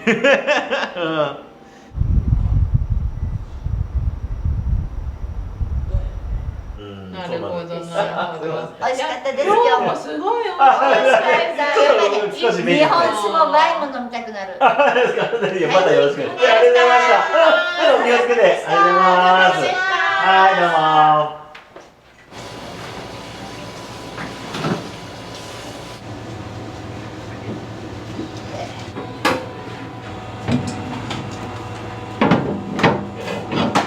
本日はありがとうござはいいまし、た。今日一日ありがとうございました。はい。今後お店をどういう風にされていきたいですか。どういうふうに、まあ、美味しいものをいっぱい出して、まあ、お客さんに喜んでもらえるような、楽しいお店にしていきたいなと思います。はい。はい、ありがとうございます。ご飯おまじね。わからん、90まで。10年ぐらいできるかな。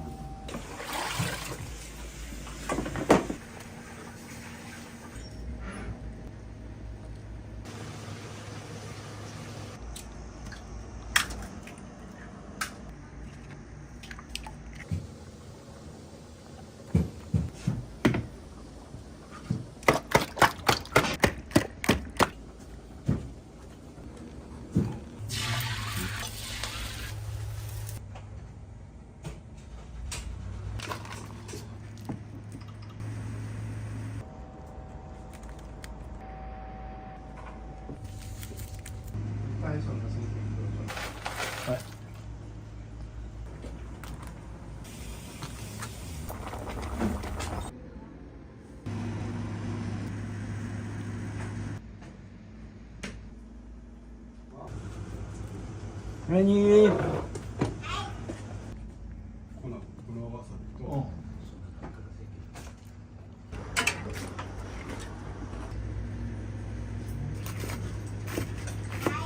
はい、みそばず。お待たせ。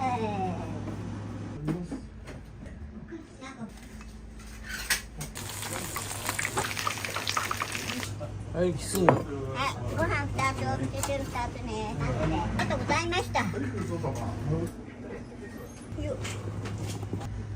結局。よ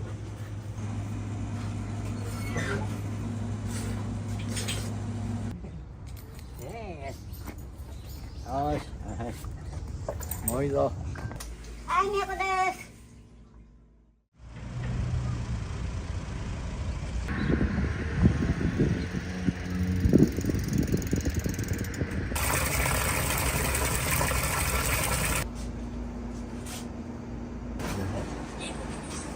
自分の道は今集中でなかなか思うよな。絵を気楽に。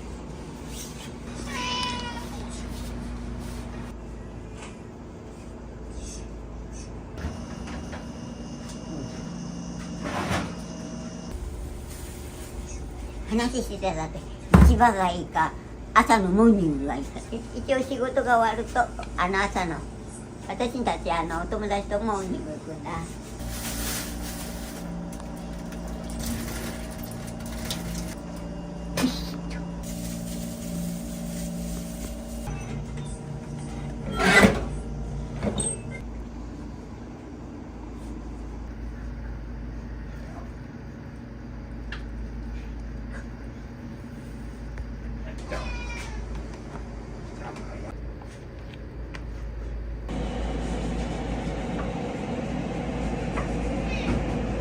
よかったね、ゆきちゃん。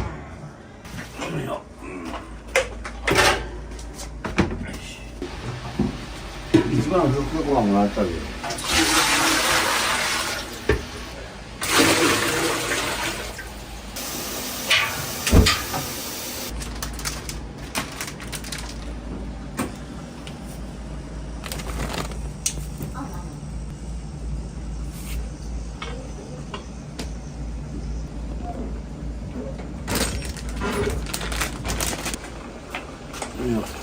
今出しちゃって。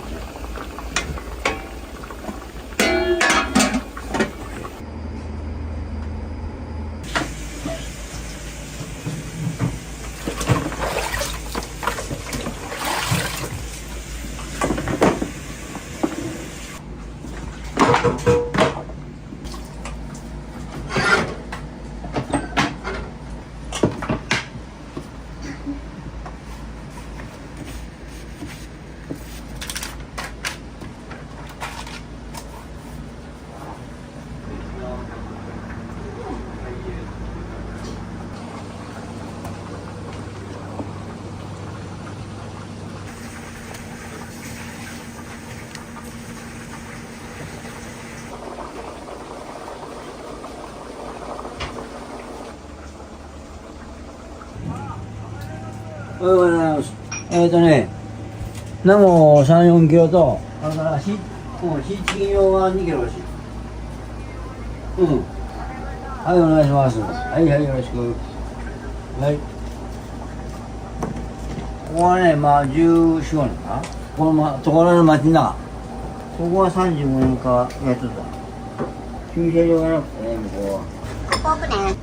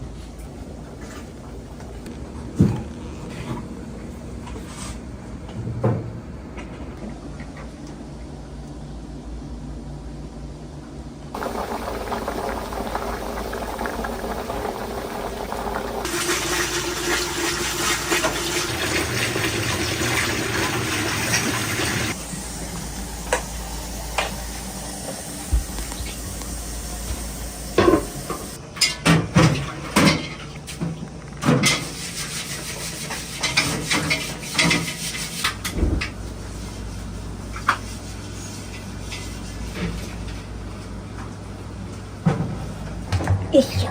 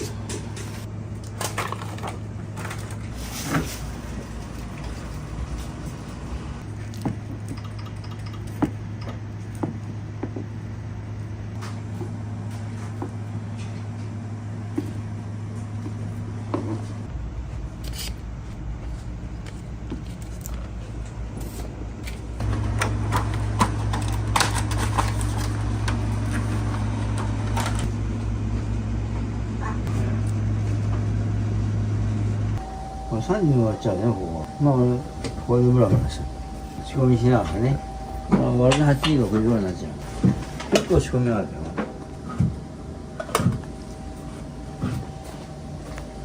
わからん、9時までだけど。すごい。10年ぐらいできるかな。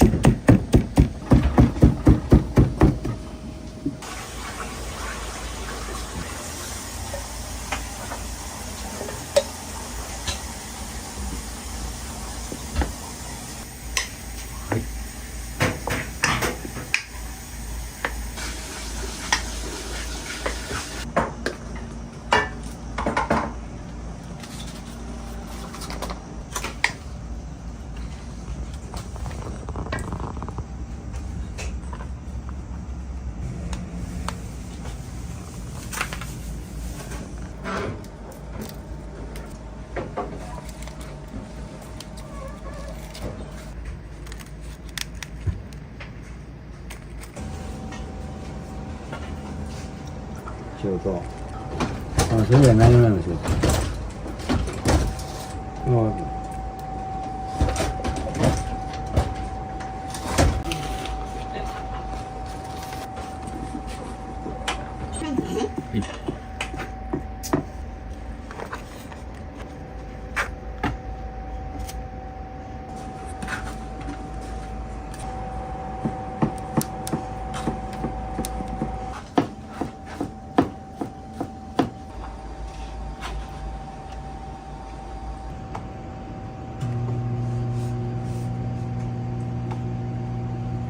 いや、何も全然。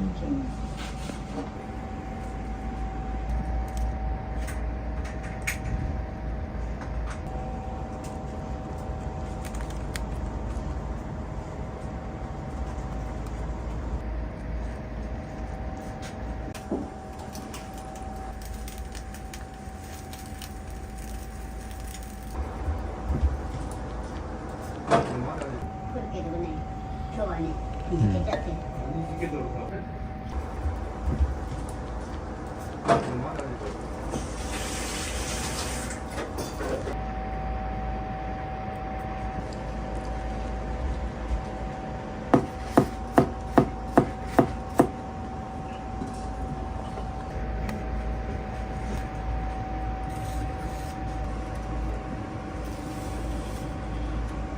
あれはあれでええんだよ。これは昔ながらのチラシ。たまにも来るよ。電話がないの。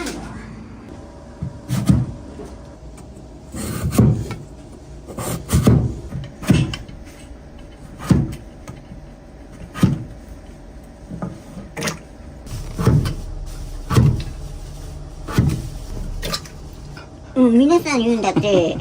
だから電話で何々だって勧誘してくるがね、セールスを。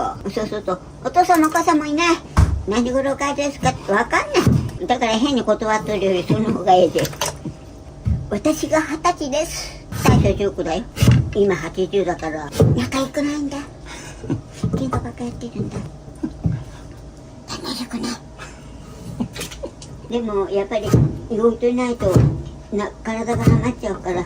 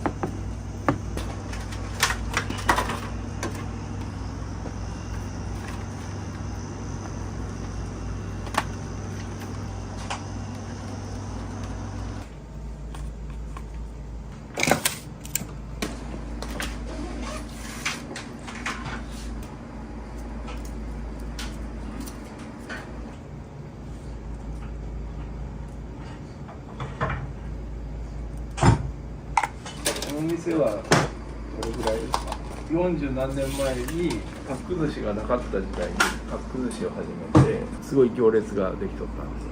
今は当たり前ですけどね。これは僕がデザインして、そうかわいい。で別の店で出してても、あ、宮子さんここにでも出したんだっていう。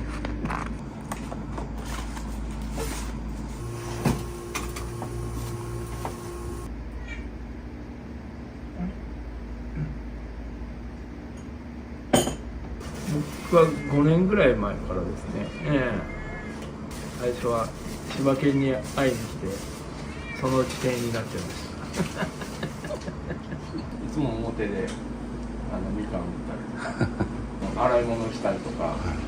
きちゃんいいね。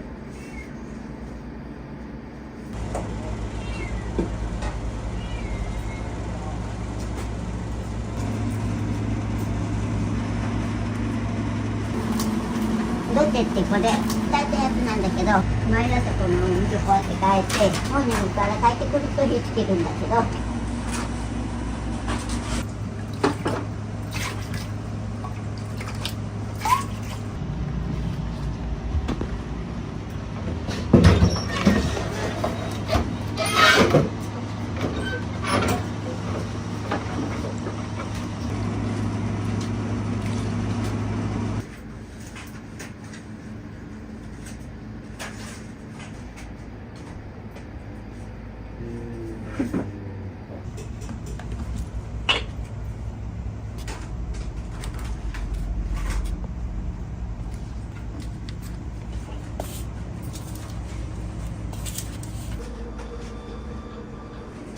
できてます。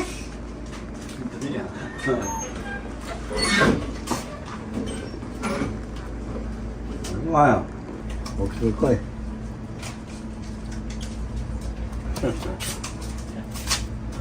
散歩行く？あ、出てきた。元気だな。元気だな、先輩。Nggak baik toran, nggak baik toran.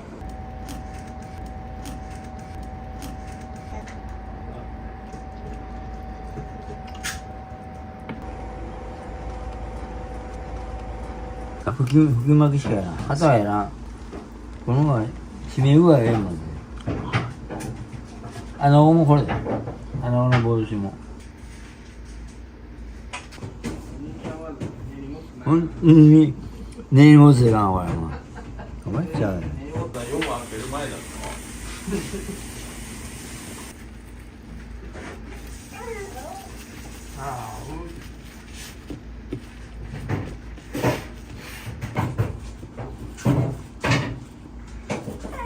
せかすね。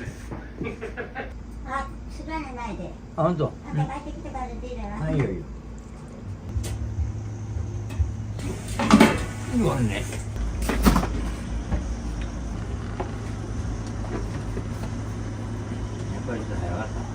スイッチ入れといてよ。これは1年ぐらい前ですかね。BS 吉本で。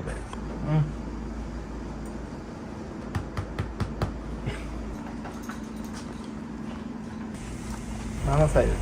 お客さんが来ても反応しないんで、老犬と勘違いされる。いや、機嫌が良くなっちゃった。あ、行くよ。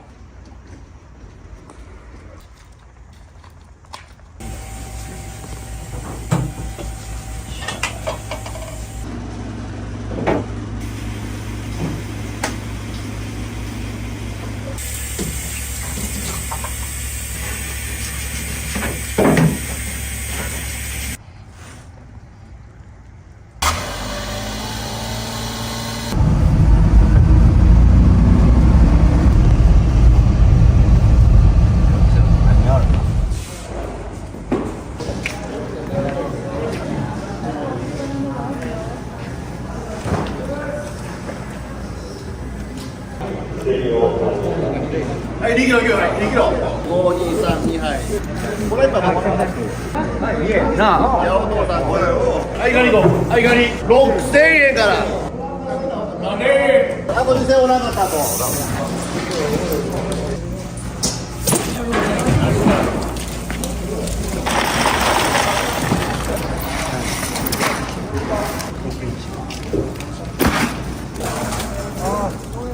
ごめん。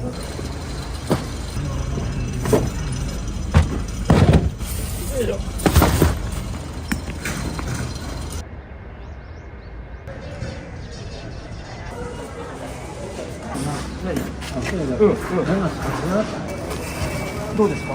細い？いいよ。これにしますか？値段次第。どう？ケタ。あ、こう。ストップ。いきます。はい。はい。いきます。はい。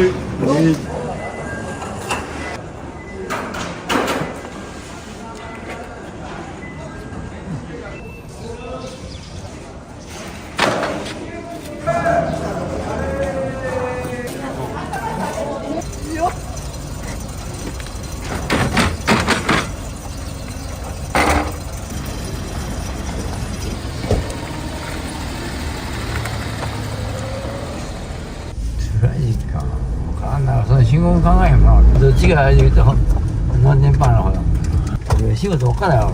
俺じゃ店やれんかなと思ったんですよ。店やれるようになってきたな。都ですよね。飯はこれだな。ここが一番簡単で。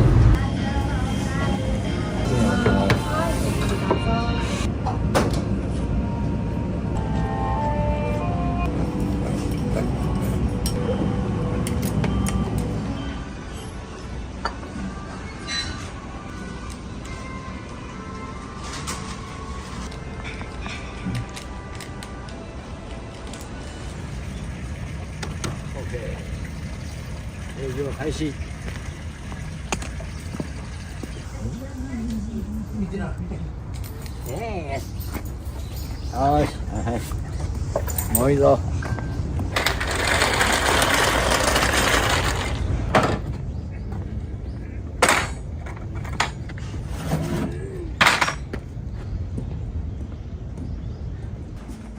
これと何と何休みか。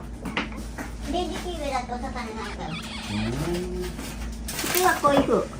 今からちょっと細かったで今日はこれも作った。これ結構手間暇かかるんだよね。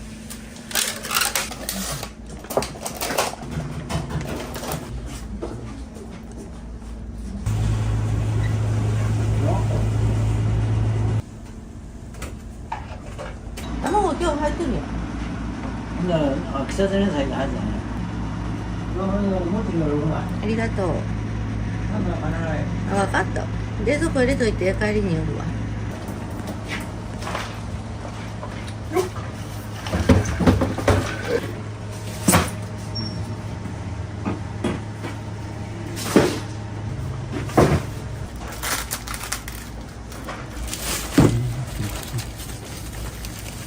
まあまあな。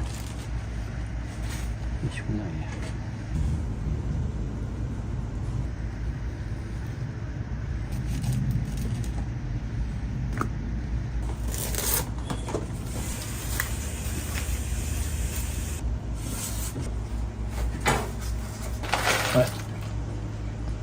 ごめんなさい。まあまあ大きさだよ。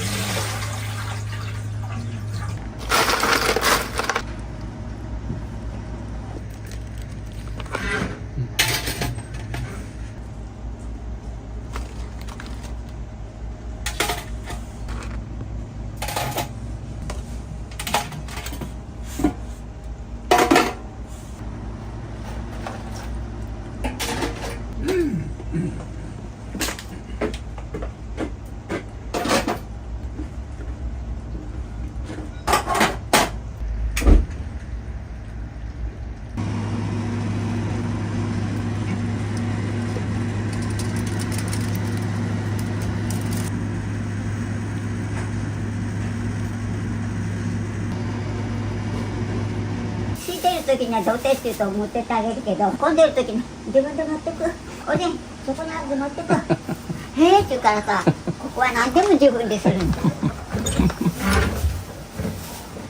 だから初めの方はびっくりするけど、2回目の時は自分で言わんでもやらせる。ここ自分でやるんだよねって言うと、そうだよって言うとさ、じゃあやろうっつって。あったまったあったまった、食べてみて。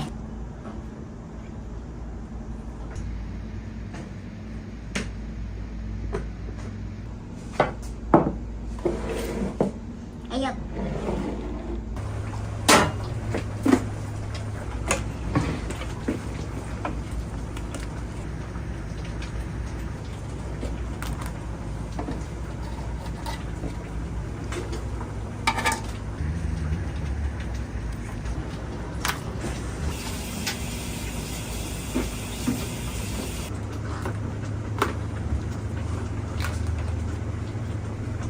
あ、僕は1600円な。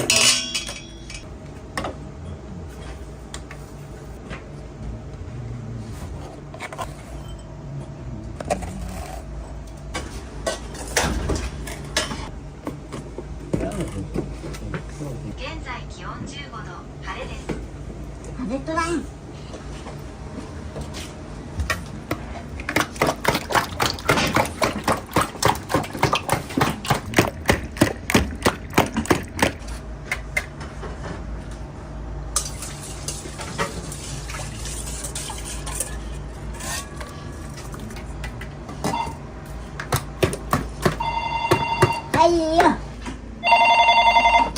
はい、みやこです。ある。蒸してあります。はい、お願いします。待ってます。切られました。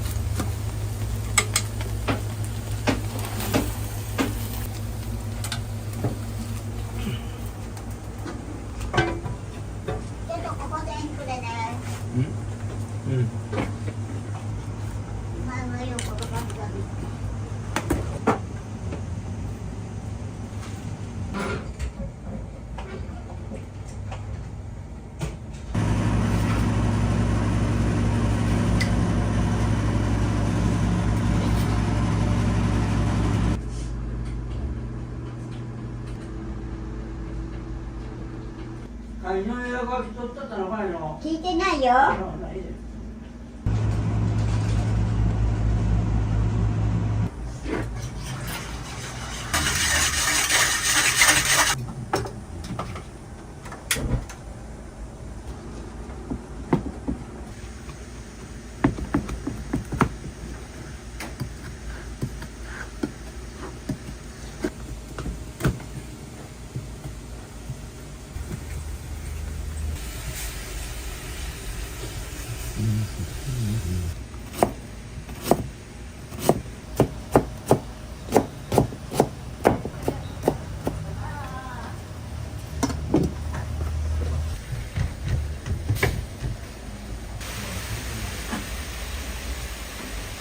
つえる1000円で中にある。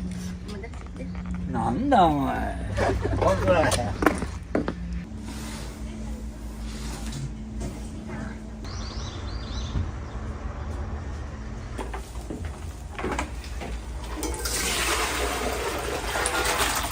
よっしゃー、うめよ。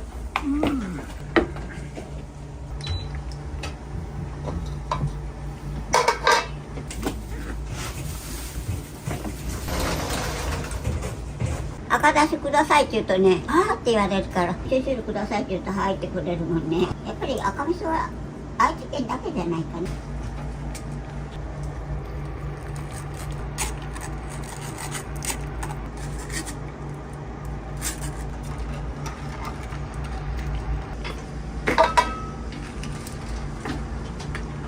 これは5分ぐらい入ってます。普通のエースは早い。まあ普通は早いです、なかなか。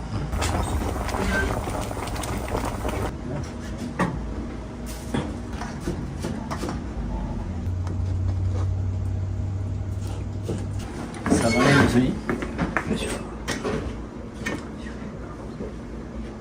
よいしょ。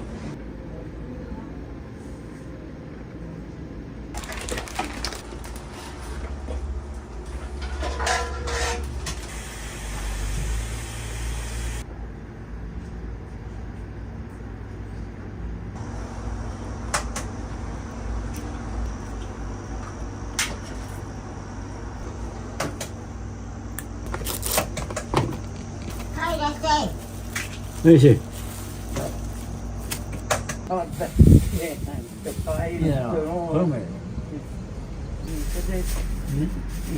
お金ね。はいよ、ありがとうな。これのお金は入れたでね。はい、サンキュー。ありがとう。はい、ありがとう。ゆき。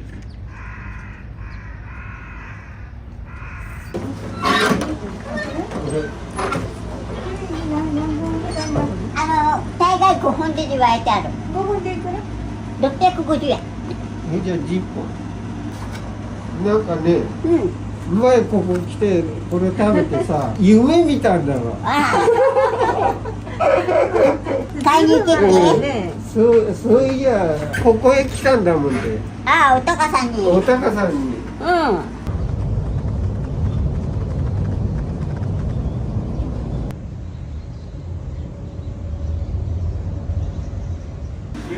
16年前だ。お小遣いくださいとか言っちゃダメ。最初刺身定食売ったの。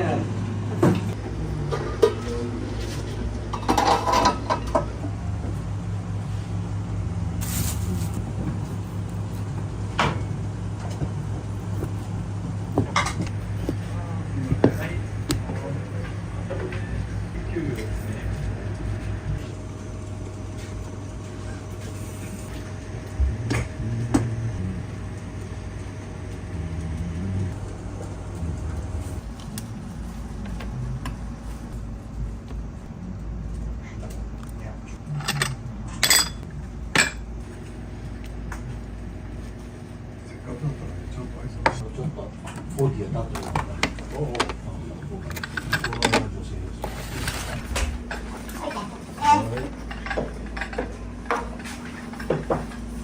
はい、刺身。はいよ。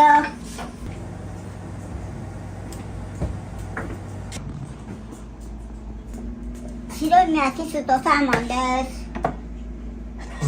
キスでサーモン。サーモン、マグロ。マグロね。はい。キスが。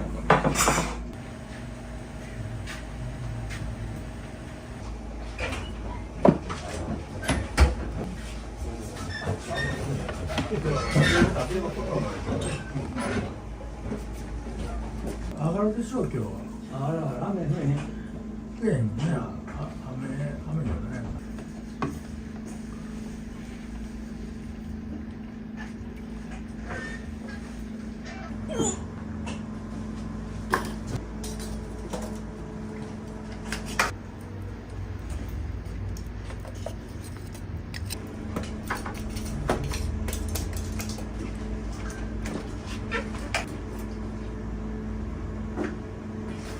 おかしいね。なんか降りそうで。朝。あ、そうなんですね。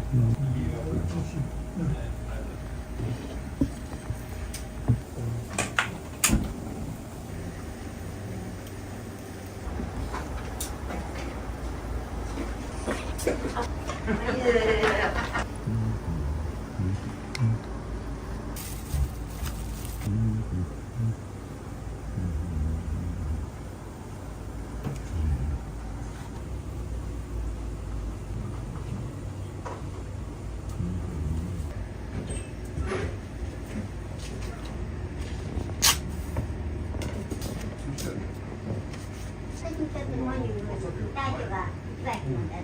ね、一番のやつやったでしょ。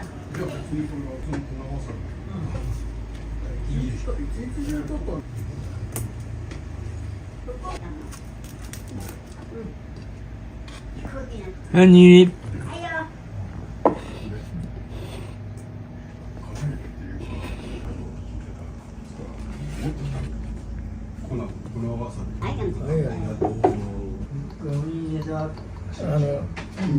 お茶もらえるかね。はい、あ、本当だ。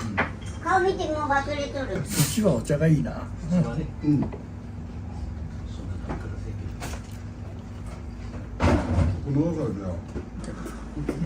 はいよ、ごめんね。料理としてマスタードって書いてある。これやばくないって言って。ごちそうさまでした。ありがとうございました。ありがとう。はい。いただきます。どうもありがとうございます。はい、ちょうどです。はい。ごちそうさま。ありがとう。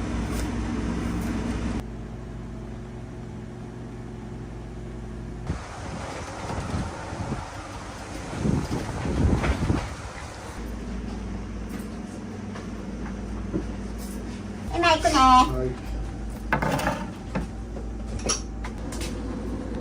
カツ定食。味噌カツね。はい。唐揚げね。はいよ。はい。唐揚げと味噌カツ。お。あれで。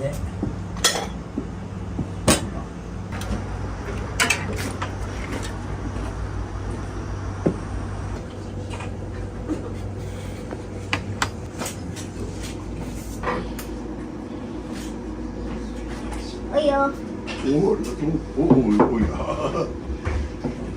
あ、頑張りますよ。はい。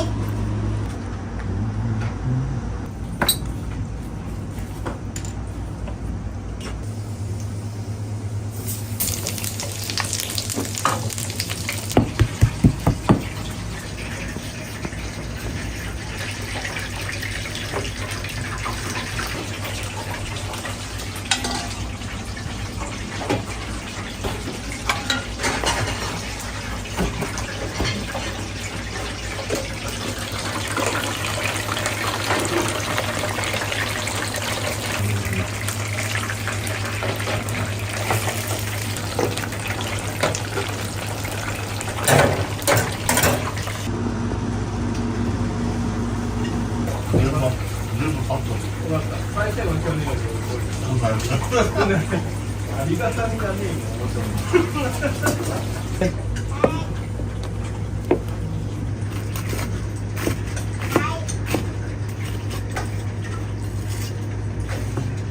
はい、みそばつ。お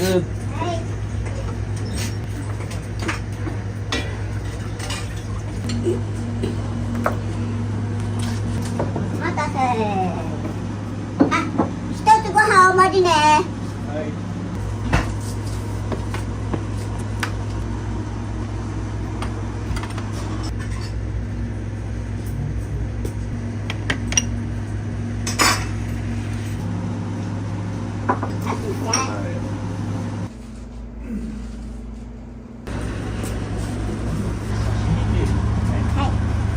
キスフライ定食。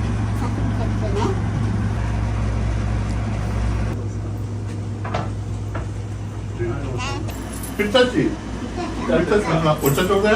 お茶。はい、今あげます。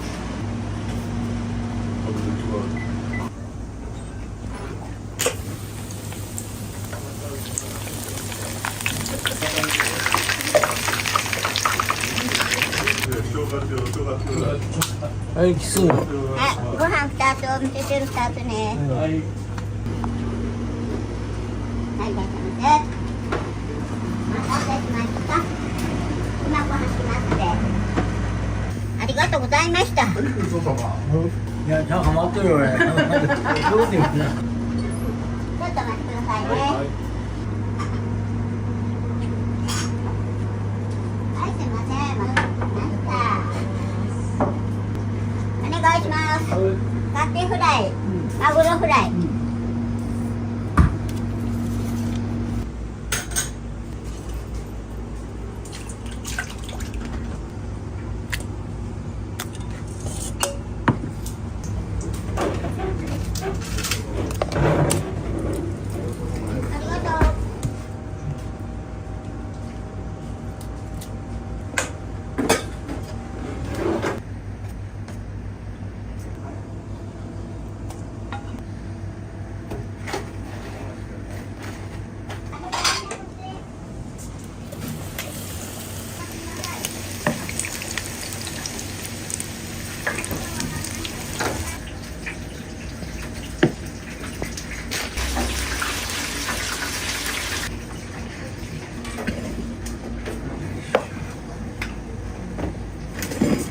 カキでいい？大根もいい。いいよ。自分で持ってく。自分持ってく。あと2分だったね、これ。そう。自分で持ってって。好きなやつを。あるね。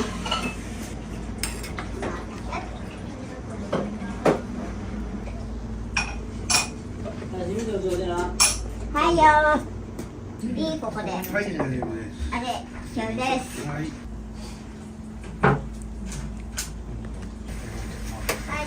どうぞ。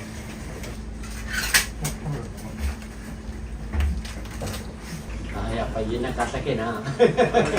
外寒い。はい、神の残品。はいよ。本当。なんとなくね、見えなかった。このテレビで見とったら。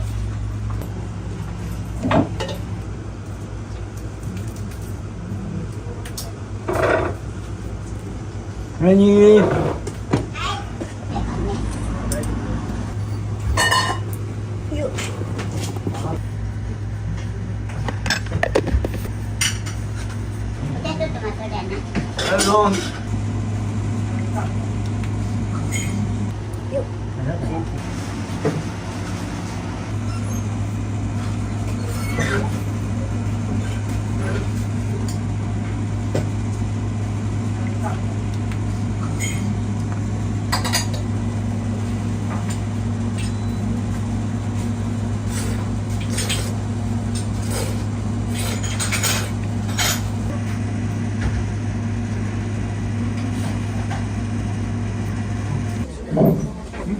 あ、大丈夫？あ、いいな。は